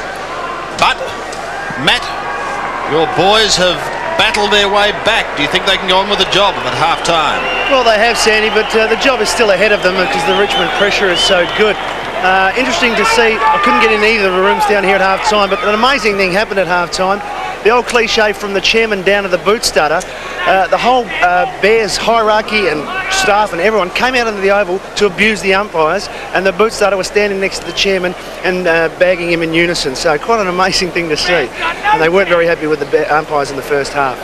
And I wonder what sort of fines could be incurred for that little lot. But as far as the free kicks are concerned, I know they certainly went Richmond's way 19-9. What did you think? Well, I mean, free kicks they can often go that way, but usually the side that gets in first for the ball gets the free kicks. Sure, the Bears have had some bad decisions, but I think Richmond are really at the ball a bit harder, so they're getting the free kicks. All right, Matt, thank you for that. Matty Campbell's keeping us up to date with everything that's happening on the boundary line. Well, we mentioned those free kick stats, Don and Robbo. Let's have a look at the match stats to date as the coaching staff take their position in readiness for the second half.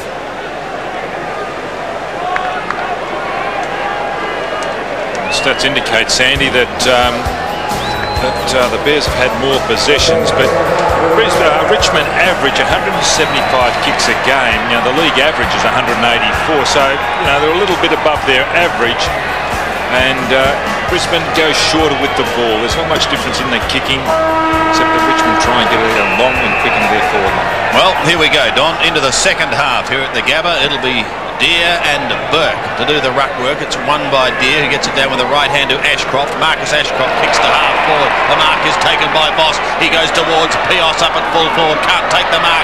Lynch is there, traps it nicely. Can he kick one on a tight angle? He wobbles it in towards goal. And just getting a touch was John Howard, the one behind.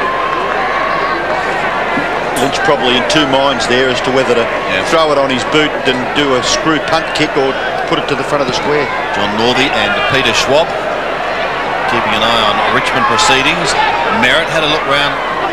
Maybe he was waiting for a whistle. It didn't come, so he pushes it towards Fletcher. With him is Broderick, and he gets it away to Bond. Bond's on centre wing, just goes with a short little kick towards his skipper.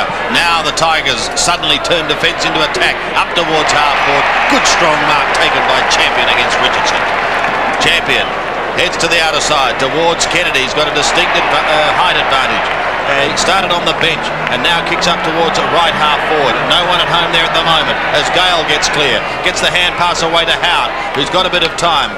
10 metres in front of Lynch. Kicks towards half forward, but held up by Martin Leslie. Good player, as I've already mentioned. Martin Leslie, very reliable and does a job most weeks for the Bears. His kick goes out towards the wing, coming away from his opponent, who was Lynch, and backing himself was Howard for the Tigers. Howard's kick in towards the 50-metre line may go to the back. Champion showed fairly good judgment, and then a little kick out towards the boundary line. It goes over for a throw-in to Champion. Stats. He's had his hands full because Matthew Richardson has had 6 shots at goal for just a 50% result so far. Gale doing the ruck work. The ball comes out towards the half-back flank region. Overrunning it there was Voss. In there, Matthew Kennedy gets it to Voss. Voss's little kick gathers about 30 metres for his team. Deer is bumped solidly there by Lynch, and the ball spills for a throw-in. Greg Deer and Damien Burke have had an interesting battle. Supporting a left, bit of a mouser, I think, on the left eye. Greg Deer, who's in a lot of trouble in the second quarter with his eyes. Damien Burke, we've already mentioned, has only played basically 2 games of QAFL football in his comeback. He's matching and beating Deer as far as the hit-outs go. And getting a fair use of the football as well. Look at that big guard on his knee. And Deer this time gets the tap out. Kicked over on the full. May have been Hamilton. And the free kick to be taken by Naish. Have a look again at that bandage that Damien Burke has on his knee. The kick in towards the centre, and the mark has been paid to the Bears, and it'll be taken by Scott. Got some big raps from Kevin Bartlett at half-time. Chris Scott, his little kick off the ground, out into the path of Kennedy. Kennedy's got a player in support, it's McIver. McIver's short pass is a wobbly old punt kick. The forwards really like those sitting underneath them. Lynch good in the contest there with Howard. The ball forced over for a boundary throw-in the left forward pocket for Brisbane. Alastair Lynch in the picture there. He's kicked 1 goal. All the Bears' goals have come from single goal scorers. Richmond force it outside 50 metres, and the boundary umpire coming into action once again, and a throw-in will take place about 55, nearly 60 metres around from the Bears' goal. Ruck contest, Broderick at the back. Clean bowls the player there in Campbell. Merritt goes after it, but it's forced over. Merritt appealing for a deliberate. Not forthcoming, and another throw in. Well, the old stager, Roger Merritt. Oh, Lynch tries to pluck it out of the air. He does so, but he needs support. Has it now in the form of McAdam. Does it very stylishly, then shoots towards goal. Lovely passage of play from McAdam. And for the first time, if my memory's not gone totally, the Bears have hit the front. He's just so arrogant, isn't he, Lynch, and what he can do on that forward line. He just, he's athletic. Oh, it's just amazing. Look, he just jumps up. He's got so much strength, speed, whatever you want to break the tackle, set it up so easily for McAdam. Very well done.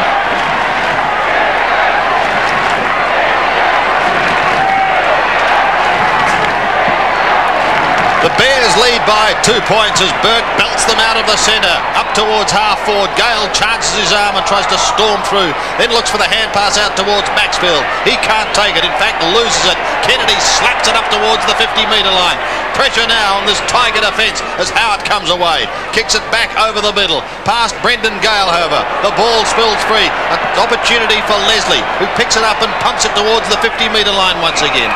No one at home and Howard takes the mark. Oh, look out. He's looked for Campbell and he may pay dearly for Fabian Francis. Oh, I don't believe that. Oh, Fabian. Should have bounced it. Could have taken it all the way to the goal line. There was no one in front of him. One behind only when there was a goal there for the asking. Hamilton did well. He got a kick just before. He's just coming on the ground, Sandy. It's deceptively quick, isn't he? He must have changed quickly. Turner saying, no way, I'm not kicking you there. What am I going to do? Brings it back into play now towards Lees. He almost got crunched by Merritt. Rogers is clear. Goes from centre wing up towards half forward, and there's an excellent mark taken by Hughes. The Rat. Goes short to Champion. Shrugs one tackle. Then kicks up over the centre. He was looking for Voss. Got a hand to it. As he glides over the middle and chips towards Gastev. Doesn't chip it well enough, however, and Gale takes the mark. Michael Gale. So the change is made from the Bears bench. Bond has it on the outer side for Richmond. The Bears lead by just 3 points. Bond's kick goes up towards half forward. I think Richardson gave away a bit of a free kick there for a push. In fact, the advantage is going to be paid. Will it turn out to be a true advantage? McAdam may think not. Kellaway marks on centre wing. Goes towards 50 once again and again. Richardson charges in at the pack. No free kick. Leslie's hurt himself. And now there is one. Yes, Leslie's down. He's pretty tough nut. He'll get up soon. Favouring a leg, but as Don said, he's up. And good news for the Bears as the kick goes back from a Champion to Lynch centre wing. And no mark taken.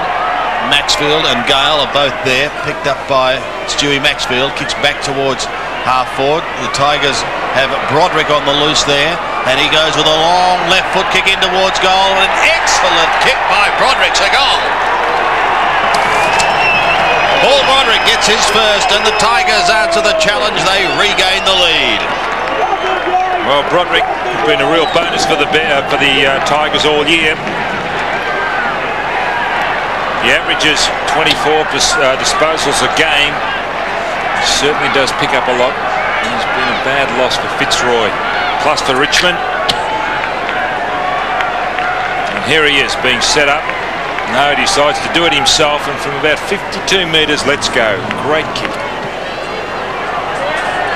Well, you would expect Richmond to have a little bit of an advantage at three-quarter time if they're going to be in this game at the final siren. Presently they lead by 3 points.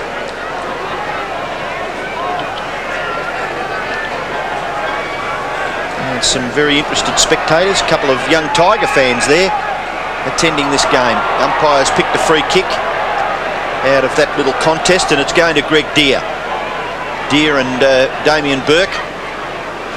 Deere's kicking towards centre half forward. High flyer there, Richardson push out. And Champion not happy again. Umpire genre, so... Well, at least the umpire's been consistent. It's a bit of a push just as he was taking off.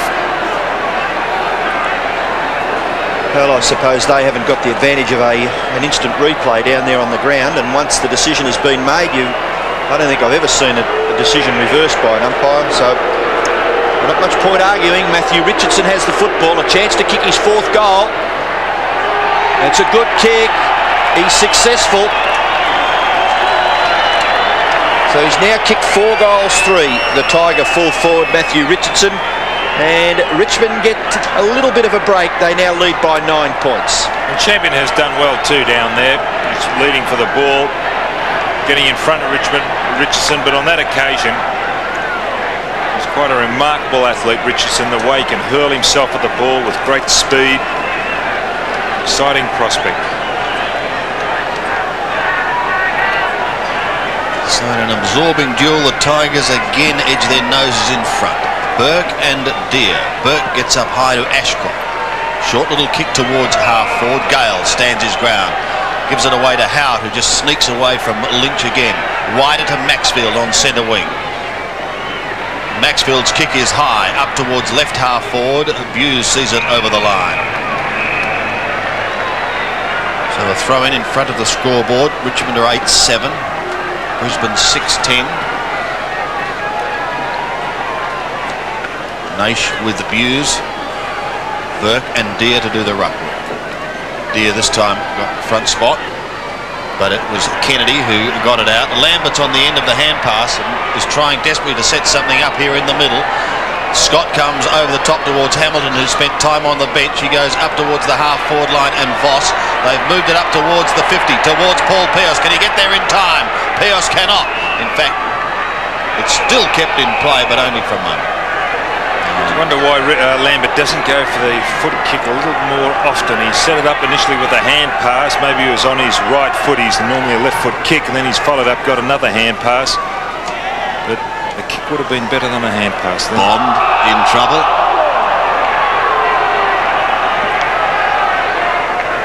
What are you laughing at? The foot kick that came in before. I was thinking of Bond's foot kick, yes. I suppose that's distinct from the hand kick. Well, that's it. I'm sure that'll reach boot in mouth before the week is out. Richmond get the ball back towards the wing, and after the football there is Fletcher. Gets the handball to McIver. McIver kicks it inside 50 metres. Voss again gathers the football, kicks towards goal. It goes across the face and out of bounds in the left forward pocket for Brisbane. Played a pretty good game, Michael Voss, across the half-forward line for the Brisbane side. He's kicked 1 goal. The ruck work. Oh, there's a free kick against Scott. Be taken by Rogers. Fairly obvious. And Rogers will kick Richmond out of trouble. From the right back pocket, he goes across the face of goal, looks for, and eventually finds Greg Deer, who is marked just wide of centre-half back. He sweeps onto that left foot. Good defensive work by Leslie. Ball there to be won. Leslie affecting the tackle on Daffy. Ball forced into the clear. Voss, little handball. Not too bad either. Just not quite within reach of Johnny Gastev. And all he could do was see the ball over for a throw-in. It's in the Brisbane Bears forward half. It'll be 2 kicks from their goal. Bauer and Gastev. Richmond leading by 9 points, about halfway through the 3rd quarter. And we keep repeating that Damien Burke has done such a fantastic job for the Bears so far in this game. Here's an opportunity now for Bond. Sweeping hand pass over his head. Maxfield tackle, but the ball spills again for Bond. Gets it to Brendon Gale. Brendon Gale shoots towards goal. And great finishing work by the big man. It's a goal. Brendon Gale's kicked his 2nd goal, and the Tigers by 15 points. 10.5 minutes left in the 3rd quarter. And the players running back to congratulate, and it's good to see Bond there. Now this is a play that set it up, and the players recognise his work. Maxfield. Bond once again across to Gale. He's doing well today, Bond, playing defensively and offensively. 9-7 plays 6-10, and the bounce favours Big Deer. taken by McIver. He streams through that half-back line, has a look upfield and delivers wide to half-forward where Lynch, one way then the other, gets some space and kicks in the Pios direction, but he's dumped out of it. Taken by Gale. Gale gets it to Turner. Turner to Knights, and Richmond out of trouble. His kick goes up over the centre, and in front was Gale, unable to mark. Burke has the opportunity in the middle. He plays on now, kicks up towards half forward. At the back, an opportunity. Oh, here's Hamilton. Takes the hand pass, 40 metres out. Shane Hamilton shoots for goal and puts it through. So Hamilton answers for the Bears. That's his first for the day. And again, they close the gap. Well, he could have gone over the top then to Lynch. He drew Lynch's opponent, Hamilton. And Voss, they just could have gone over the top then, but then decided he could do it himself. A skillful player is Hamilton. Did well when he first came back, then he started to level out a little bit. Don, you have your cake and coffee, and we'll carry on with the special comments for 5 minutes. 9 points the margin.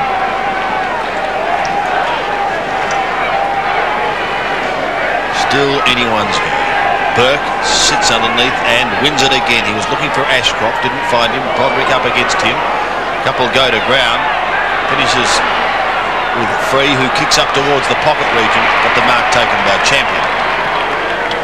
Richard Champion defends towards centre wing, and Kennedy lumbers after it, and he pokes it 20 metres up towards the half-forward zone. Voss comes in to assist, and Maxfield picks himself up with Adrian Fletcher.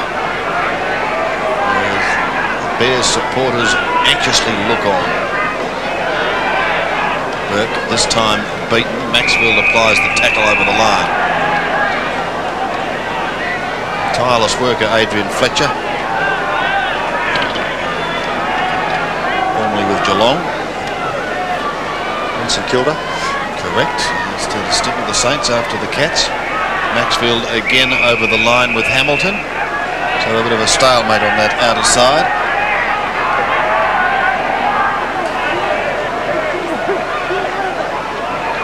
There's the effectiveness of the two big men, as you can see, and as Robbo said, Damien Burke certainly doing well in his first game. Look at Hughes doing it beautifully.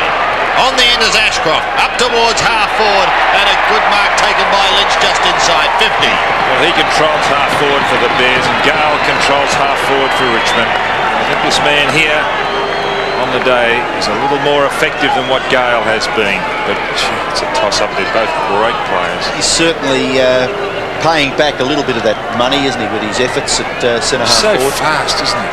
He's kicked one. That was in the first term.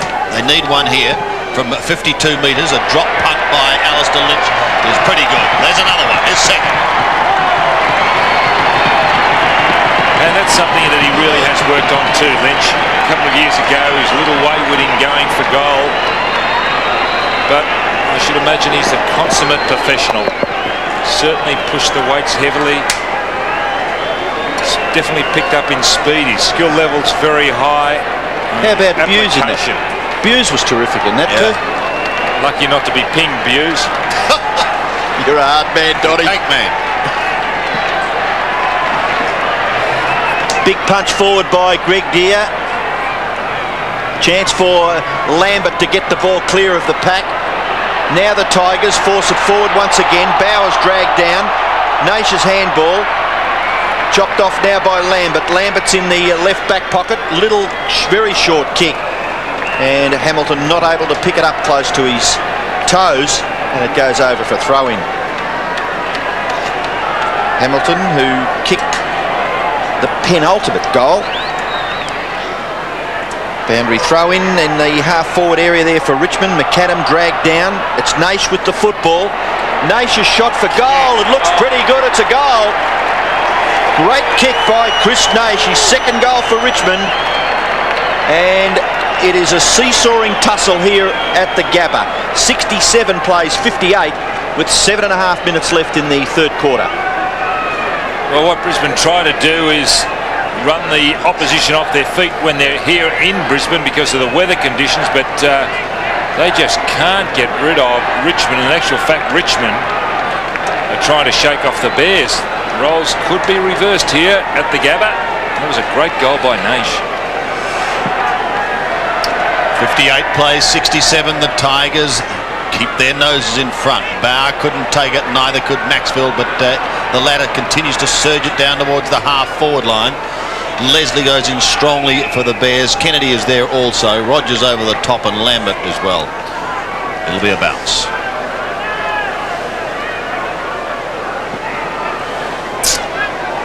Just over 7 minutes remaining. Buse, who did some good work that resulted in the goal only minutes ago, gets it across to Hamilton. He wobbles it up over centre wing. Where are the runners?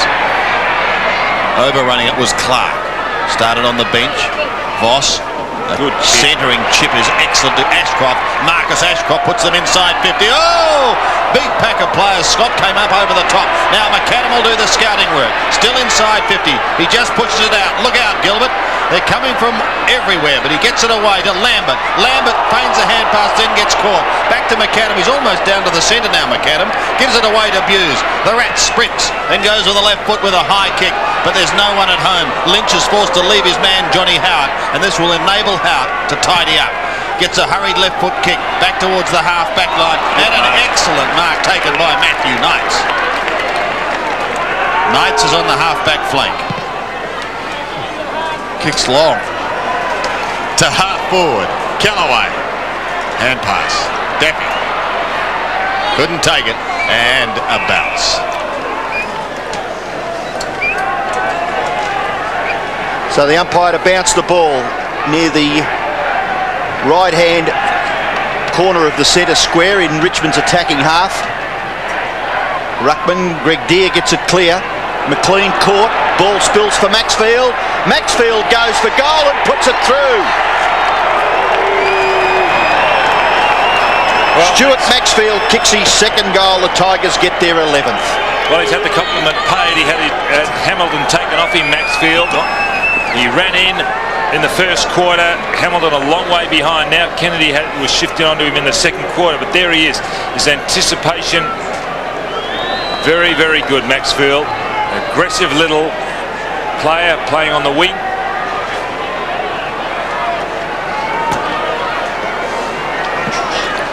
.58 plays at 73. Again, the Tigers answer the challenge, and again through Tony Free, they go down towards the half-forward line. There's a Richmond player down too, Sandy, behind play in the centre of the ground. He has not moved. In the he's all right. Time Kennedy picks it up and he kicks to half-forward. He was looking for Merritt through his hands, couldn't take the mark. Ashcroft, trainer in the road. Lost it to Scott. Chris Scott now a chance, just on 50, pulls it back in towards full forward, and McAdam is beaten. That's a fine mark, and that player is still down there calling for a stretcher. So they'll have to stop this game. Maxfield takes the mark on the outer side. He's got Knights on centre wing. He may just about run down to him. Knights could do the shepherding. Call for the stretch. Look, the stretch is out on the ground. Why? Well, and that player is up now. In the meantime, Maxfield kicks towards full forward, and no one able to take a mark. The umpire is going to pay it. Bond is going to take a kick. Off the ground. Bond is off, and who is going to take that kick down and full forward? It might be Lees, is it? Or Naish. Well, I suppose in the end you could say it's good umpiring.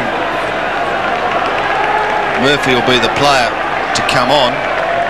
So Justin Murphy on. And Bond has been a real little terrier since the opening bounce. Well, it's interesting because he's been matched up on Ashcroft, and Ashcroft has had a reasonably quiet day. So next few minutes interesting. There's the kick, and there's another one to the Tigers, and that is goal number 3 for Chris Naish. One in the first term and 2 in the last couple of minutes to really steady the Richmond ship. And the Tigers are getting the lead they want to go into the final term. Well, I'm glad Bond's all right, because obviously it was a concern of the players. Greg Deere went across to see if he was all right. He just lay motionless in the centre of the ground. Play swelled around the outer wing there. And it was Naish who kicked the goal as Bond recovered and ran off the ground. That's good news for Richmond and also Bond. Damien Burke in the picture doing the ruck work, but the bounce favours Deere. It spills back to Hamilton. His kick to half forward. It's bashed back to the wing where Troy Clark has got the football. He kicks with that left foot up towards full forward. Punched away there by Turner. Good work. Campbell gets the hand pass away for Richmond. but it goes over for another throw-in. It's inside 50 metres for the Bears. How have you assessed Turner's performance on Merritt? Well, Roger Merritt, he's only goalless at this stage, so you'd have to give Turner the points at this stage. The ruck contest, Broderick has the football, going nowhere. So the umpire forced to bounce about 45 metres from the Bears' goal. They badly need a reply here. Merritt looking rather anxious to do the ruck work. And he flips it to the back to the advantage of Lambert. Lambert didn't have the football, sure, but he's harassed out of it. Terrific work by the Tigers. Tony free kicks it back near the wing. Gastev fails to take the mark. It's picked up by Clark. Clark ducks and ducks and ducks, and eventually is gone for holding the ball. The free kick to Bauer. Nathan Bauer on centre wing to send Richmond forward again towards half forward. Murphy has just come onto the ground, couldn't take it. McIver has a look at the options and gets caught. He's still going, no one tackles him, so he gets a kick, but it'll go back to Bauer. Can't take it cleanly. Brendon Gale comes in to give him assistance. He pops it over to Campbell, and Wayne Campbell kicks towards the 50-metre line. Richardson got a hand to it. Rogers was doing the scouting for the Tigers. Still on their 50. McLean sees it over the line with Daffy. So a throw in. Richmond's attacking zone. They lead 12-7 to 8-10.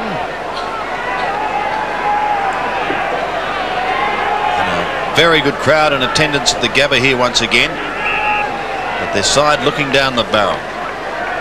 Richmond, on the other hand, can consolidate their position in the top 8 as a change is made, and Damien Burke is having a spell on the interchange bench. And so is Deere.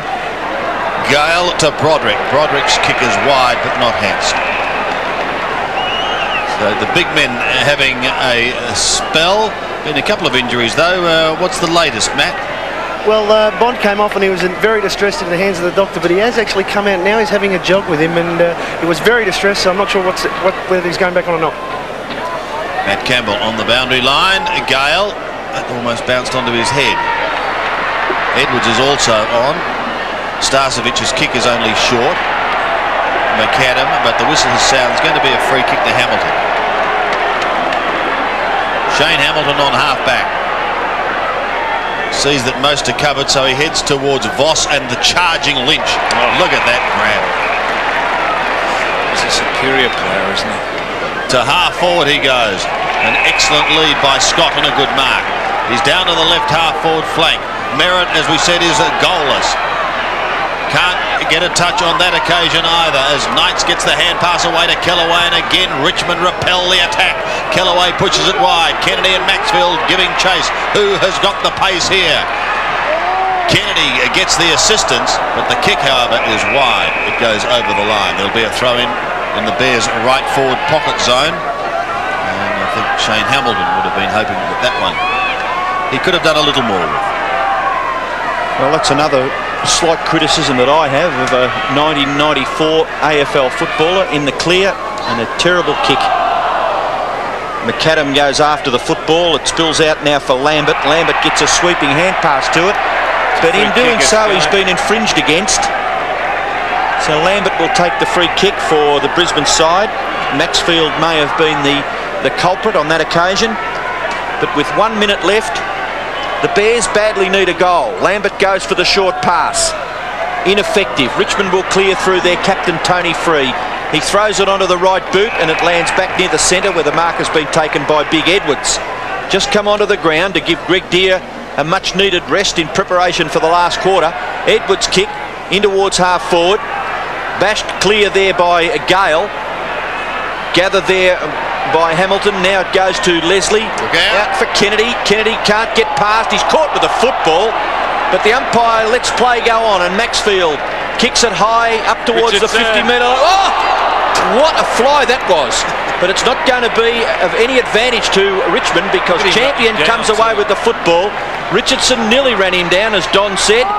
Lynch made a good contest of it. Merritt is there, and Michael Gale holds it up for Richmond, and the umpire forced to bounce about 60 metres from the Bears' goal. It was terrific effort by Richardson. We all saw him leap, and then he chased and nearly ran down the Bears player out on the outer wing. The Richmond Tigers doing well at the Gabba.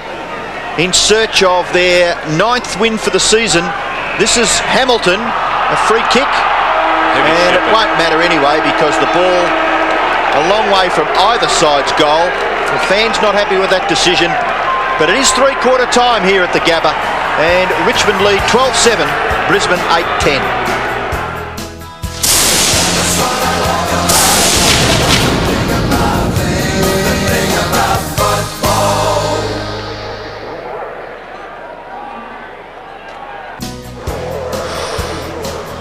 Well, the Brisbane Bears have the job ahead of them here at the Gabba. Richmond lead with a 6-goal straight third quarter. They've advanced to 12-7 and Brisbane are 8-10. This match is part of the Foster's 1994 AFL Premiership season. So Robert Wall's having plenty to say to his charges at a three-quarter time. Don't forget, just over an hour or so, the big game will be starting from Football Park in Adelaide. It is Adelaide up against the West Coast Eagles. Neil Curley is there at the moment. Curls, I remember you a couple of weeks ago, you almost cried when you said for the first time I'm tipping against the Crows. Well, is that becoming a little commonplace now, or do you think they can find something special today? Well, on recent form, Sandy, and the style of play, you'd have to say no. For some reason, the Crows this year, particularly in the last, say, 9 weeks, have just been performing like a very average side indeed. And I just can't see, if it was a horse race, I guess the West Coast would start long odds on. Neil, you've been saying for a long time about get in and have a real good heart go at the football, but surely there's got to be something scientific that you can suggest they could introduce into their play? Yeah, well, that's right, Robert. That is not quite the problem. Like, in most cases, they are having a pretty good crack at the footy, but it's away from the football area that they're not doing the little things that are required at this level, like the shepherding, the blocking, and the real hard stuff that make the other people know that you're out there. And the Crows at this stage are just not doing that. All right, Curls, well, thank you for your report. We look forward to rejoining you at Football Park for that encounter. It should be a beauty. Adelaide and the West Coast Eagles, and D-Day really for the Crows. They must win today if they are going to stay in the hunt.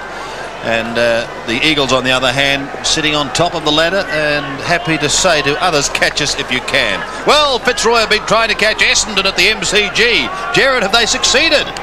Well, not quite, I'm afraid, Sandy. Both sides kicked 6 goals in the third quarter, and Fitzroy are just hanging on by the skin of their chinny chin. But I must say, it does look as if those famous floodgates will open at some stage. Essendon just have too many big guns around the ground and in the ruck, with Salmon and Alessio just doing as they wish in the air. So at three-quarter time, the scores are 15-9-99 Essendon to 11-11 77 the Lions. Thank you, Gerard. 22 points. Lions not out of it, but like the Bears, they have the job ahead of them in the final quarter. So here we go. Richmond leading going into the final term here at the Gabba, 12-7 to 8-10. And Gale's on the ball and got Edwards at centre half forward, Richmond. And he just copped one for his trouble right in the back. And this is what they did last week.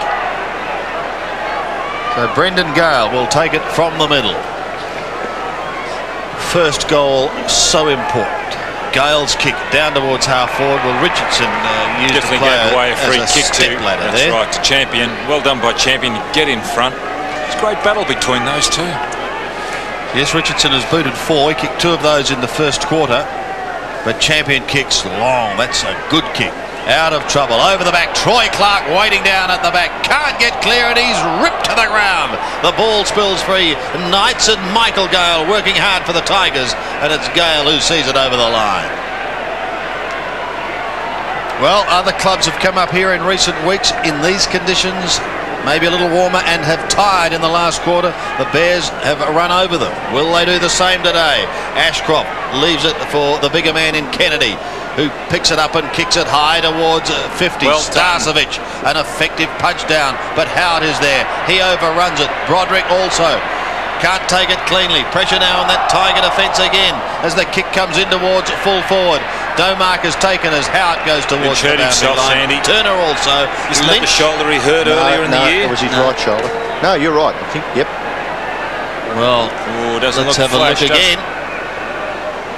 Oh, You can as see soon there as straight contact away. was made. Turner there on the left of him, but this could be crucial now. Was that through, or is the mark to be paid? Mark on the last line. And Lynch is still doubled over in pain, Sandy. Well, crucial for the Bears' immediate future. I had an idea it was his right term. It was his right shoulder that he hurt earlier in the season. Let's hope that is only minor. He's shrugged away the attendance that he had. Gale's now gone to centre half forward and Edwards is on the ball. He's going to fly for this, you know, Lynch, with a right-handed spoil. He's wearing that left arm like a wing at the moment. McAdam does it beautifully, Gilbert. And Brilliant goal. Look at him. Oh, what a goal.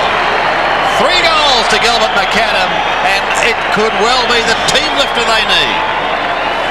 Thank goodness we've got television, because it'd be hard to describe this action. Look at McAdam. Oh, spins, finds space. Open goal, fantastic. Could that be the one that they needed? Because they're still a long way behind.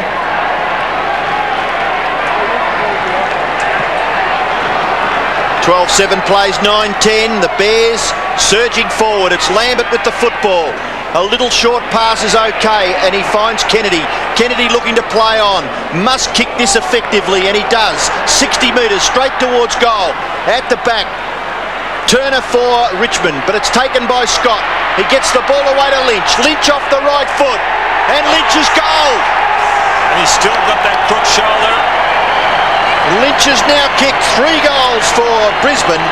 McAdam has kicked 3, and 2 quick goals makes the difference. Just 9 points in favour of the Tigers. Well, I want that man to stand up, Lynch. He's still favouring that left shoulder. Scott going in, started wing, now forward pocket. Gastev's on the wing. But there's Lynch doing well. You can see there, still favouring that shoulder. We could have a game here at the Gabba. 9 points the margin. 2 quick goals to the Bears as Starcevic wins it from the centre, but who can take it away? Rogers gets caught by Lambert. They pile on him, and a bounce will be the result. Played as a ruckman in Western Australia, Starcevic, so it's not a new position for him. Played as a half forward at Collingwood. There he is, number 9 against Edwards. Who's 18, didn't quite get a touch to it. And the goes into pair will do the same thing again. He's always on the bottom of the pack, Lambert, a real grafter. There he is. Absolute terrier. Getting married in October, and one of his groomsmen will be Tony Free, the Richmond captain. Well, they're playing on one another there. There they are. Still in the middle. Eventually swept wide. McLean could be first to it. Runs into trouble. They lock him up.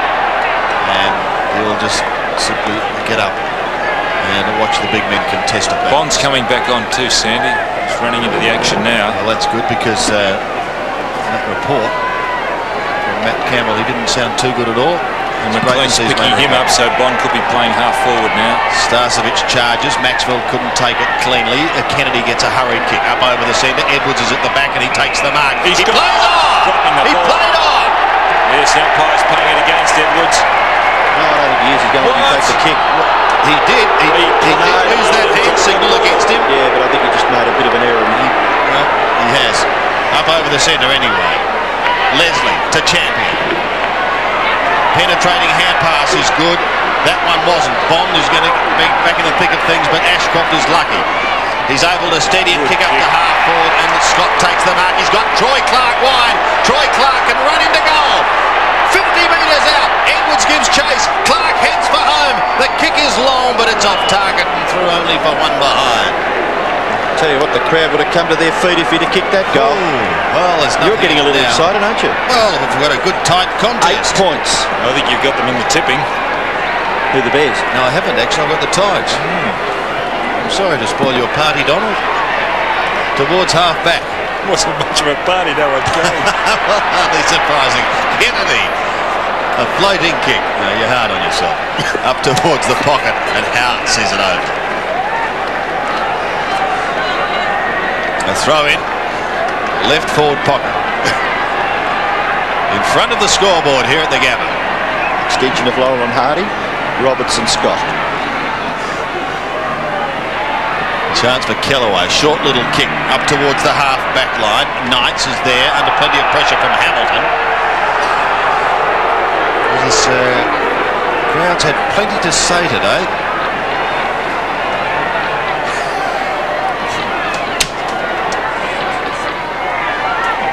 Here goes Ashcroft. Little hand pass. Kennedy has had a real impact on this game since coming onto that wing, and he's high kicking towards full forward. Mark! Lynch has got the football, playing under duress, Alastair Lynch, with a little bit of damage to his left shoulder, but he's taken a courageous mark, and there's Matthew Kennedy back near the wing who delivered the football into the square. And this goal, if Lynch can kick it, will make the difference less than a goal.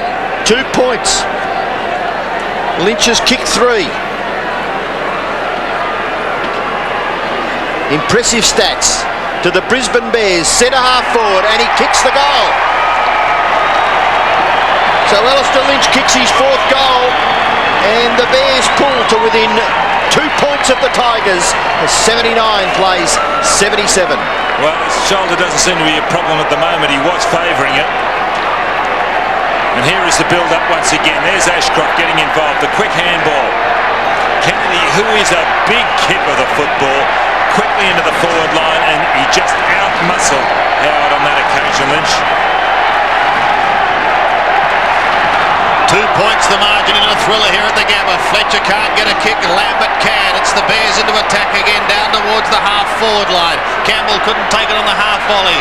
With him is Scott. He does well to do the shepherding work. The handball goes over the top towards the boundary line, and Lees is seeing it over the line. Plays a very mature game, Scott, for a youngster. He was running hard at the ball, couldn't get it, then laid a big shepherd to allow his teammate in. Well, the Bears in recent weeks, when they're playing at home, and they've come home in the last quarter to this scoreboard end, have done it pretty well, and they've started this quarter today in similar fashion. Kennedy started on the bench, but he's under pressure now. Loses it to Daffy over the line on the other side. Very adaptable player, Kennedy. Here's the throw in. Starcevic still doing the ruck work. Maxfield, was he crude with the tackle? The umpire said no, but some of the fans thought yes. As John Northey, Peter Schwab and the Richmond hierarchy look on. Tense times here at the Gabba. Francis Burke getting a little anxious in the box too there. Anyone's game, Robbo, anyone's game at the moment. Well done. Yep. That was Clark. Troy Clark, who got the hand pass out down towards half forward. Now an opportunity for Voss, who picks it up. He's at half forward, puts them inside 50, and the pass is good, the mark is good, and Lynch, he could be a match winner here today. Well, that was good effort by Merritt too, because he hit the ball pretty hard, opened up space for Voss.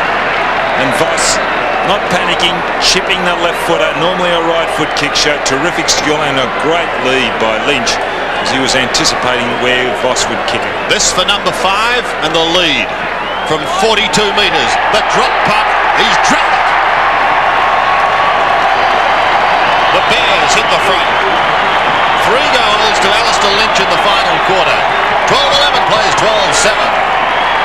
Very deliberate in his kicking action. Really didn't leave much margin for error, Alastair Lynch. We'll see if we can get a shot of him kicking for goal. Short stabbing follow through. There's the space created by Merritt. And Don, it's very interesting, all the big guys back in the goal square, no centre half forward. Interesting, yeah, good point. Actually, there's three forwards and 6 players altogether in the goal square, and 2 across half forward, centre half forward open. And it's working for the Bears, most assuredly at the start of this last quarter. Gee, there was a good tackle. Fletcher now affecting the tackle on Tony Free.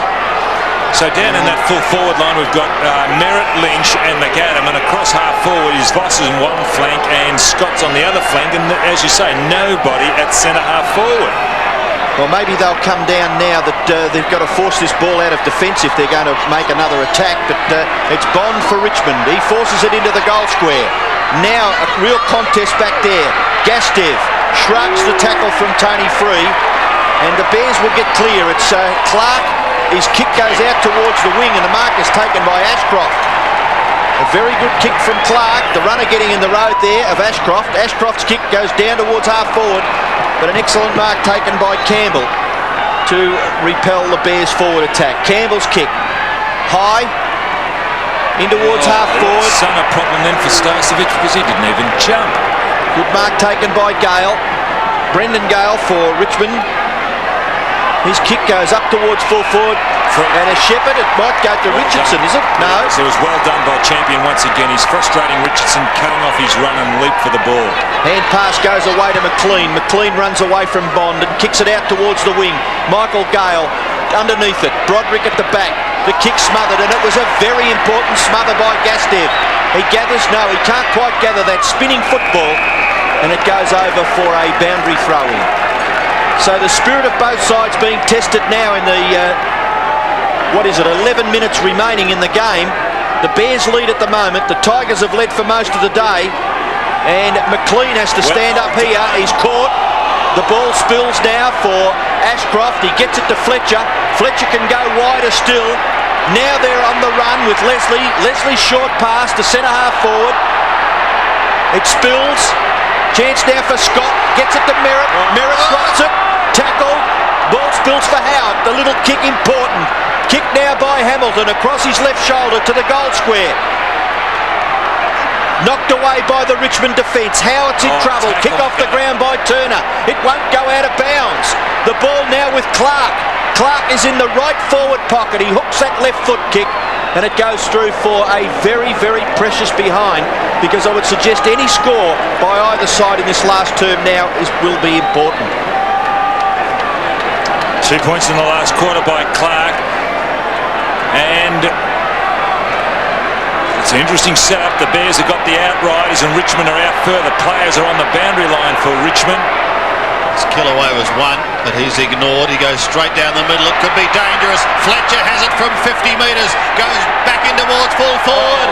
Big fly was by Scott. Couldn't take the mark. Still there. Tries to get boot to ball. And eventually it's going to be the Tiger defence to tidy up again as Howard gets the hand pass away. Richmond trail by 5 points in a thriller. Bond should take it on centre wing. He's almost down to the wing. He's caught by McLean. And it's Merritt who goes in to help McLean, but his hand pass goes straight to Naish. He gives it across to Daffy. Daffy's on centre wing, wide into Maxfield. And the runner Maxfield has a chance now with the left foot to kick the Tigers deep into attack. He heads towards Gale and Richardson. You've really got to cut this man's lead off, because if he can get a run 2 or 3 steps at the ball, you're not going to stop him. He's got an incredible leap. And Richmond really do play to him. Maxfield, long kick from the centre wing. Look at this. Setting the ball up high, and look, he's got a lead run at the ball.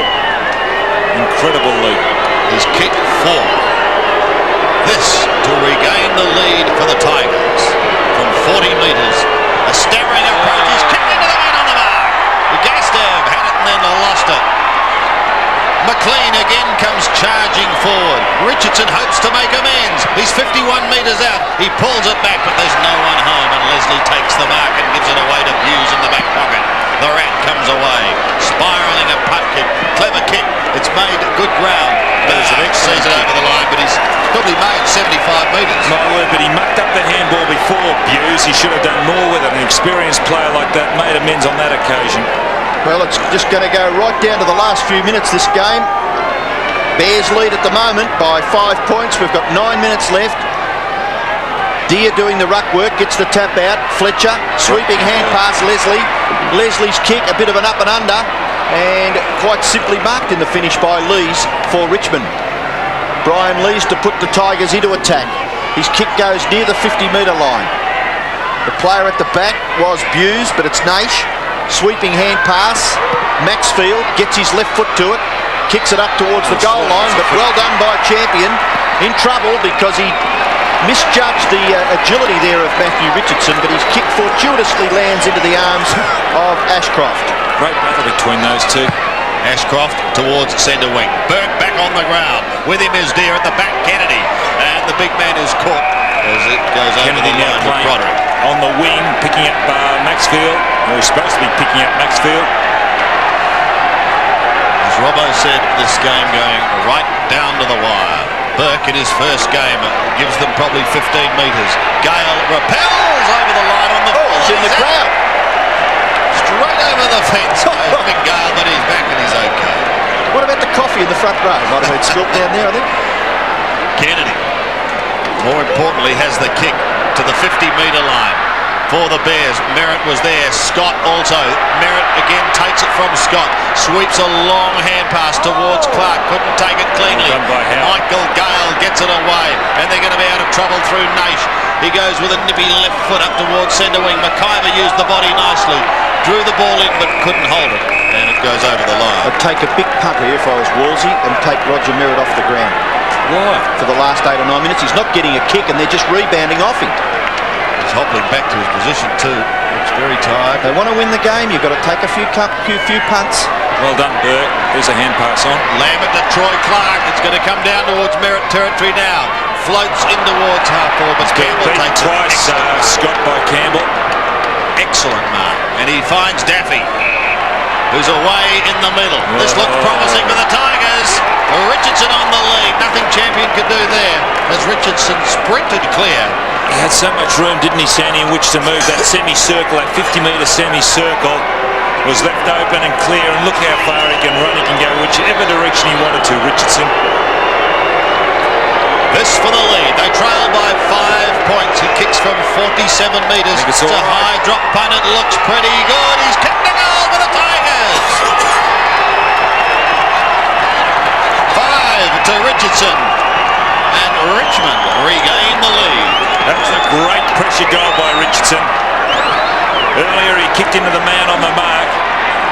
And that half-back line of Lees and Campbell really standing up in the last quarter. And good coaching played by the Richmond fella.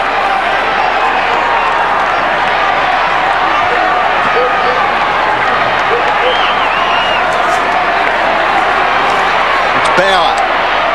Taken to the ground. Richmond will clear the football. Gale. Sweeping hand pass for Maxfield. Maxfield on the wing. Kicks in the Richardson direction. It's got good penetration. Richardson can't take the mark. The ball rebounds for Knights. Knights. Oh, what a beautiful kick by Knights. It's a goal. So Richmond answering the challenge. Goals through Richardson and Knights. Gives them the lead now by 7 points with 6 minutes left.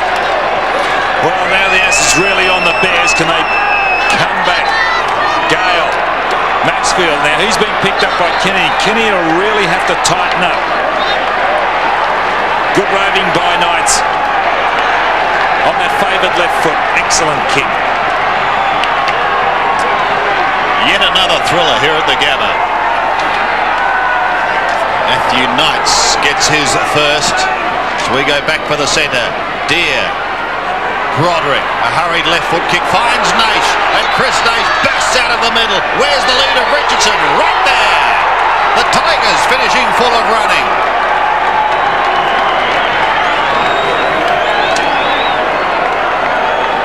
Richardson kicked 2 in the first quarter, 1 in the second, 1 in the third, and this for his second in this quarter.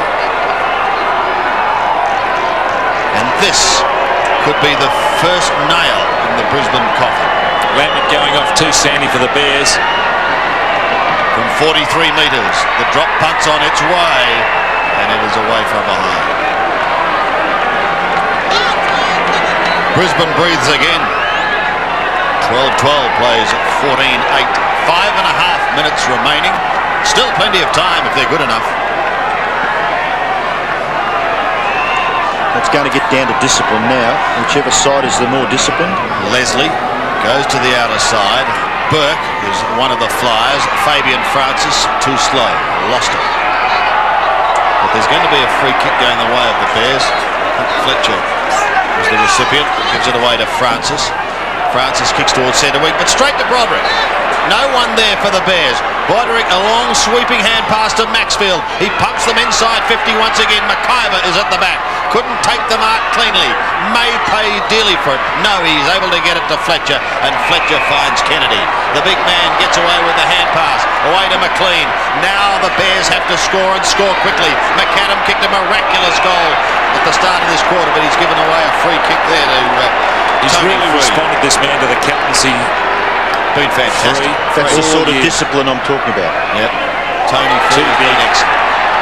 Oh, I thought they'd pay that to Gale. Well, everyone did stop for a moment, except Chris Naish. Kicks in towards Richardson again. Free kick. Free kick, yes. Holding. Against Knights. So the Bears breathe again. It is Buse. Thought about the hand pass, drew the player, then kicked towards Champion, but at this stage of the game, hardly direct. Champion's kick goes down towards half forward, bounces close to the boundary line. Scott Matthew can't keep it in. Brendon Gale, his immediate opponent, and a throw-in will take place. Good running by two key backmen, one McIver, the other Champion, both figured in that passage of play. They're running from their opponents, putting pressure on them, and Gale followed McIver down the ground. Both sides looking a little weary as we approach 4 minutes left in the match. In actual fact, the Bears players look tired, more tired than what the Richmond players do. Burke striving hard against Deer. Ball spills now for Broderick. Broderick is at half-back, kicks in towards the centre, and a good mark taken by Bond. Bond goes straight down in the Richardson direction, and he's got it again. That is sensational stuff by Matthew Richardson. He's taken about 5 marks in the last 6 minutes. I don't know of a fellow that can jump like this man. I don't know of anybody in the AFL at the moment. He just doesn't require a step ladder. He can just leap. He's got a sensational leap. Well, I suppose you'd have to put Modra. Modra usually jumps onto somebody, doesn't he? And uses a pack to go up, but this man doesn't use a pack. Well, he's kicked 5. If he kicks this, you would think that he may put the game out of the reach of the Bears. 3 minutes left. Here goes Richardson. His kick floats across the face, and it may be forced through. Rogers getting back, bumped off the football by McLean. McLean then tackled by Daffy. Ball goes over for a throw-in. John Northey, look at him issuing instructions. Peter Schwab looks quite composed with Kevin Morris, but Johnny Northey getting the instructions down to the bench. The Bears striving to clear the ball from their full-back line. Fletcher dumped by Callaway and Maxfield, and he's been penalised for holding the ball. It's a Tigers free kick, much to the disgust of the Bears supporters. Decent old gang tackle. I wonder how much the weather's been a factor, because the last couple of times up here the Bears have had a different type of day, a hotter day than what it is today. It's been rather cloudy today, and probably not the factor they thought it'd be. There he is again, Richardson. Couldn't take it, but he's going to be paid the football. A little careful. Scott Clayton and Robert Walls look on. As the ball is delivered back to Matthew Richardson and Matthew Knights. He might as well go into the front row of the social club for his run-up. Well, exciting times for Richmond. This is what, 6 on the trot. So the Tigers are back on the prowl as he kicks in towards full forward. He goes across the face. Gale was there, unable to take the mark. Bauer saying, you go, you go. That was to Daffy. Oh, Daffy! What a duck! Oh, what a goal! Now you can breathe a sigh of relief, Richmond officials, because you won't see anything better than that. Well, what a goal. Watch this. Daffy the first onto it, and he'll pull this goal back holding it. He didn't even look at the goal, he just put it at hoping. And there it is, spinning through. A great effort. It's all right. The ball back in the centre. Just a minute and a half left. Fletcher with the football, can't break clear, gets a hand pass back. But Michael Gale, he's been one of Richmond's better players across that half-back line. The short pass is pretty good, but Richardson drops it. The ball spills now for Matthew Knights. Nearly taken away there by Voss. But the umpire will call for a bounce. They've got Bauer in the goal square, Richmond. clean with him. And all the rest of the forwards right up the ground. It's been a match-winning move, giving Richardson plenty of room to move in that 50 semicircle. Richmond lead by 14 points. And if they can get away with this one, they will be confronting the West Coast next Sunday afternoon in Perth. So that'll be a big test for them, but...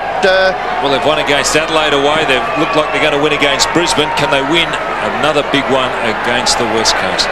Ashcroft kicks the ball towards half forward, but Michael Gale, a grand defender for Richmond, has taken the mark at the 50-metre line. Short kick in towards the centre. The mark is taken by Naish. So Richmond seeing time out now. They're fairly confident that they can hang on. Just seconds left. Naish kicks it wide, out towards the wing, and a good mark taken by Matthew Knights. Yes, time using his experience. Knights wasting time. You could see him there telling Richardson earlier, take your time. And he's also letting the clock run down. Seconds ticking away as Knights kicks towards Richardson out on the lead. The youngster had it for a moment. And there's the siren. It's all over. Victory to Richmond. It is now 6 straight wins to the Tigers. 15-8. 98. Brisbane. 12-12.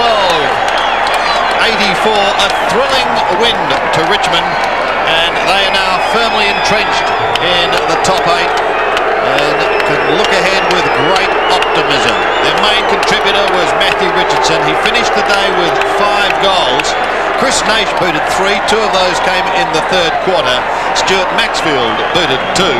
But it was a blistering 6-goal third quarter that helped set it up for Richmond, and then Matthew Richardson going on with the job, a real focal point, Don, in that final quarter. Yes, they led at every change, Richmond.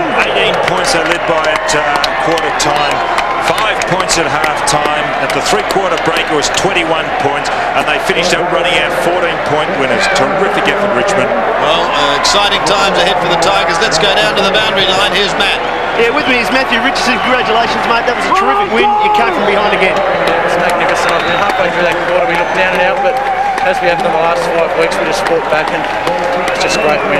Great. 6 in a row, and West Coast next week. Make it 7. Yeah, well, I was reading in the paper the other day, Stuart got Melbourne to 7 in a row, so I reckon we'll do it next week as well. Congratulations. Keep doing the good stuff, and I hope you enjoy your way home tonight. Thanks very much. Yes, a modest young boy with a most exciting future, Matthew Richardson, and nice to see youngsters talking like that. But the Tigers will be very happy. They'll have a good trip back home. There's Daffy. What about that goal from the duck? It was sensational. Lee's coming into the game for Jamie Tape, who unfortunately couldn't take his place in the lineup. But, well, they're an exciting young side at the moment, Robbo, aren't they? Oh, yeah, my word. We mentioned about the spirit, and I think that was indicative. If you get behind in a tight finish like that, and you can still fight back and win, it's a sign of a pretty good well, they've made a habit of coming from behind, pretty strong performance. So, and they'd be very, very happy. I think we had pictures of Johnny Northey, Kevin Morris, Peter Schwab, Francis Burke. A lot of those people that work behind the scenes at Richmond certainly doing a great job after earlier in the season when they had that bit of a political turmoil. Yes. And they look as though they've settled down pretty well, and they're a very, very tight combination. On the other hand, a hiccup, and a fairly large one for the Bears, because not drastic, but I think they were very keen to try and continue winning at home if they were going to keep their finals hopes alive. Yeah, but you've got to consider that they were beaten by a side that also, we feel, are going to compete in the finals. I quite agree. But Collingwood, Essendon and a few other clubs have done exactly the same thing up here. Nevertheless, it is victory to the Tigers. Repeating that final scoreline, Richmond 15-8 and Brisbane 12-12.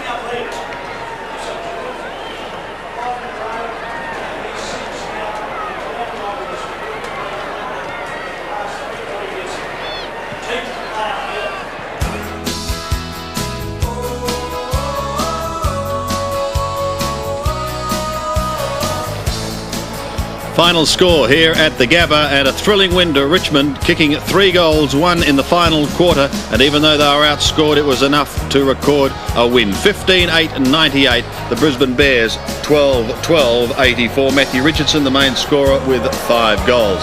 Well, plenty of football still to come as the Tigers just warm down after a battling second half. John Northey delighted with his charges, shaking each youngster's hand as he goes around the room. But as I said, a lot more football still to come. There's a game at 5:30 Eastern Time, or in South Australia, that match will be at 8:30 between the Adelaide Crows and the West Coast Eagles. And of course, there's one at the MCG today, that between Essendon and Fitzroy. Gerard Healy has been watching that one. Gerard, news from the MCG. All bad, I'm afraid, Sandy. Bad news for Fitzroy was that Essendon kicked 9 goals straight in the last quarter to have a comprehensive victory. Bad news for Essendon was that James Hird was taken to hospital in the third quarter with broken ribs, and unfortunately for him, a suspected punctured lung. And bad news here for myself and the camera crew, because we're sitting under a flock of badly mannered seagulls, and it's only by good fortune that we haven't been sprayed. However, the Bombers did spray the goals in the last quarter. Young kicked 4 goals for the match, and an excellent player. You can see some highlights here as Wanganeen will bob up with a mark perhaps and go on and take a goal. But other major goal kickers for Essendon were Hird, who kicked 3, Wanganeen gobbed 2. There you see him running into goal. A pretty good player went forward in the second half of the match and did particularly well. Cummings came on late, spent most of the game on the interchange bench and also kicked 2. And there's Darren Buick, who surprisingly didn't feature all that heavily in the goals, but bobbed up with 1 in the last quarter. And David Kelthorpe, also kicked 2. The Danaher brothers actually put the final nails into the coffin in the last quarter. Anthony Danaher scoring a goal, the first goal of the last quarter from full back, which resulted in Jeff Hogg, the full forward for Fitzroy, spending most of the final quarter on the bench. And there's the final goal of the highlights, with James Manson kicking one of Fitzroy's few goals. Major goal scorers for Fitzroy were Manson 2, Baldwin 2 and Hogg 2. And there you see the final scores. Essendon 24-9, 153. Comprehensive victors over the Lions 12-17, 89. My votes, I gave 3 to Paul Salmon, who really has returned to form after a little bit of a spell with injury. He dominated the centre bounces, and that's where Essendon got going from, and he really is back to his best football. Barry Young kicked 4 goals at the half-forward flank, ran around the ground as if he didn't have a man, and did dominate. And David Kelthorpe was particularly good performer for Essendon through midfield. So all in all, an easy victory to Essendon here. Fitzroy did their best to hang on, but were undergunned at the end of the day. Right, thank you, Gerard. Just chatting away to yourself there quite happily about votes. Yours are coming up shortly, Don. But an excellent win for Essendon there, and a most exciting win here at the Gabba. The Tigers making a habit of coming from behind. Yes, and what a last quarter it was. It was up there for grabs, and both teams had a shot at the lead, and it was Brisbane who got to the lead. Did you agree with Richardson when they kicked a couple of quick goals, the Bears, early in that last quarter, that maybe the floodgates would open? Well, I thought they would, but then again, it was Richmond who got it back, and I think the credit must go to the coaching staff there, because they opened up the semicircle, the 50-metre semicircle, and allowed Richardson to lead. And Champion, it was a terrific battle with those two, and Champion was trying to cut off his lead, got a couple of free kicks throughout the game, but when the space was open, that man just possesses so much speed and ability. That man there on screen was the match winner early in the last quarter for the Bears. Lynch, he is just really quite sensational. His speed gives him so much time. He's able to break, he's got space, and he can do something. He injured his shoulder, but to his credit, he went on, even with a crook shoulder, he kicked goals, and then he wasn't favouring it at the end. This is where Voss runs into space created, and this is where Brisbane was starting to get in control. Lynch on the burst, and this goal was terrific. The deliberation, he really didn't allow for a mistake from hand to foot with that. See how a short, sharp stabbing motion straight through the centre. And they were in front now, the Bears. But then the breaks came as far as Richmond was concerned. They started to win it. Their half-backs were very, very solid. And I think this is a half-back here taking Mark Campbell. Right, he was on one side, and it was Lees on the other side that also cut them off a couple of times when the Bears went in. Then their midfield started going. And look at that semicircle. That man had just so much area in which to move. And then in the later part of that last quarter, Richardson was the star player. He didn't let them down. He got the ball. He kicked a couple. He also missed a couple, but he was a focal point. And that was the difference. And here he is once again. And this is coming in Knights, who rove the pack really well. And also later on we might get a shot of Daffy's goal too, after a Richardson free kick, where this is it. Right across the face of goal went this kick by Richardson. Cleared by the Bears. And here's Daffy, not even looking to goal, putting it up, hoping, and would you believe it's got the right bias, and through it goes, a jubilant. And Richmond could do no wrong from there, and they just went on. It was just a terrific game. And the match stats, well, they favour the Look Bears. at the handballs. Yes, but as I mentioned through the commentary, they average about 171 kicks every game. They don't have 184 is about the mean as far as the AFL teams are concerned. But they have fewer kicks because they go long. From midfield, we saw the guys get the ball and shoot it down long to Richardson. That's their style of play. One handball, a long kick. That's what Richmond used to do in the mid-60s. But the Bears, they muck around with the ball up around midfield. And although they have the same number of kicks, different style of play. How did you see the ruck duels today and the performance of Damien Burke coming back for his first game? Well, he was very rusty early. I mean, he's a technician as far as ruck hitouts go, especially in the centre bounce. But he took a couple of marks. I thought, well, his confidence will lift after those couple of marks. But the 3 times he took marks in the first quarter, he turned them over. But he got better as the game went on, and I thought he definitely had the better of Deer as far as the bounce downs go, and I think he'd be happy with his game. Let's hope he holds up. Here's Matthew Richardson's performance for the day. Let's just analyse it, Donald. Well, it's just the last quarter. I thought he was really quite superb, and although he kicked goals earlier, he was something up there in which they could hold the ball in there, something to aim at, and you can see that vindicated by the fact he's had 8 possessions in the last quarter, but I still think he was a good player. This man is really quite sensational. I've just got to take my hat off to players. If you remember when they first come into AFL football, they're a little overawed, and through years of experience, application, dedication, determination, whatever else you want, he has really improved to be a consummate professional. Alastair Lynch. Maxfield was good. He had Hamilton moved off him. Then Kennedy went on. I thought Kennedy did a good job, but Maxfield lifted his game in the last quarter and was driving them down into the forward line. Very aggressive little player on the midfield. And Chris Scott started on the wing and did particularly well. Hit a goal, that's it, in the second quarter when he was going down in the forward line. Then they moved him up into the half-forward flank or forward pocket in the last quarter, Scott, but he's very hard at the ball, just didn't get the opportunities in the last quarter. And your votes, Don?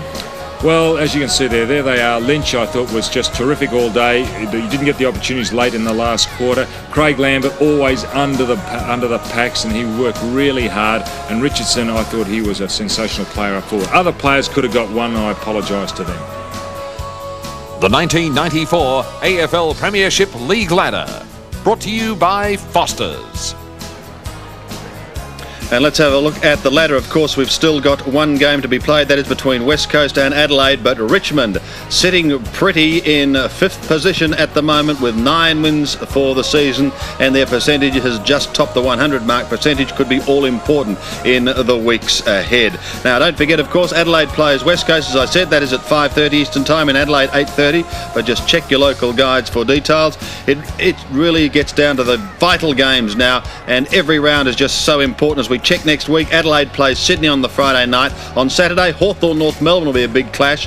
The Hawks hoping to bounce back. Footscray plays Collingwood, Essendon St Kilda, whilst on Sunday Brisbane plays Fitzroy. Note the time, 1 o'clock Eastern Time. Then West Coast plays the Tigers at 4 o'clock. What a clash that will be. And Geelong has a crunch game against Carlton. Melbourne has the bye. That is all in round 18. Hope you've enjoyed today. Tiger fans will be celebrating with a win at the Gabba.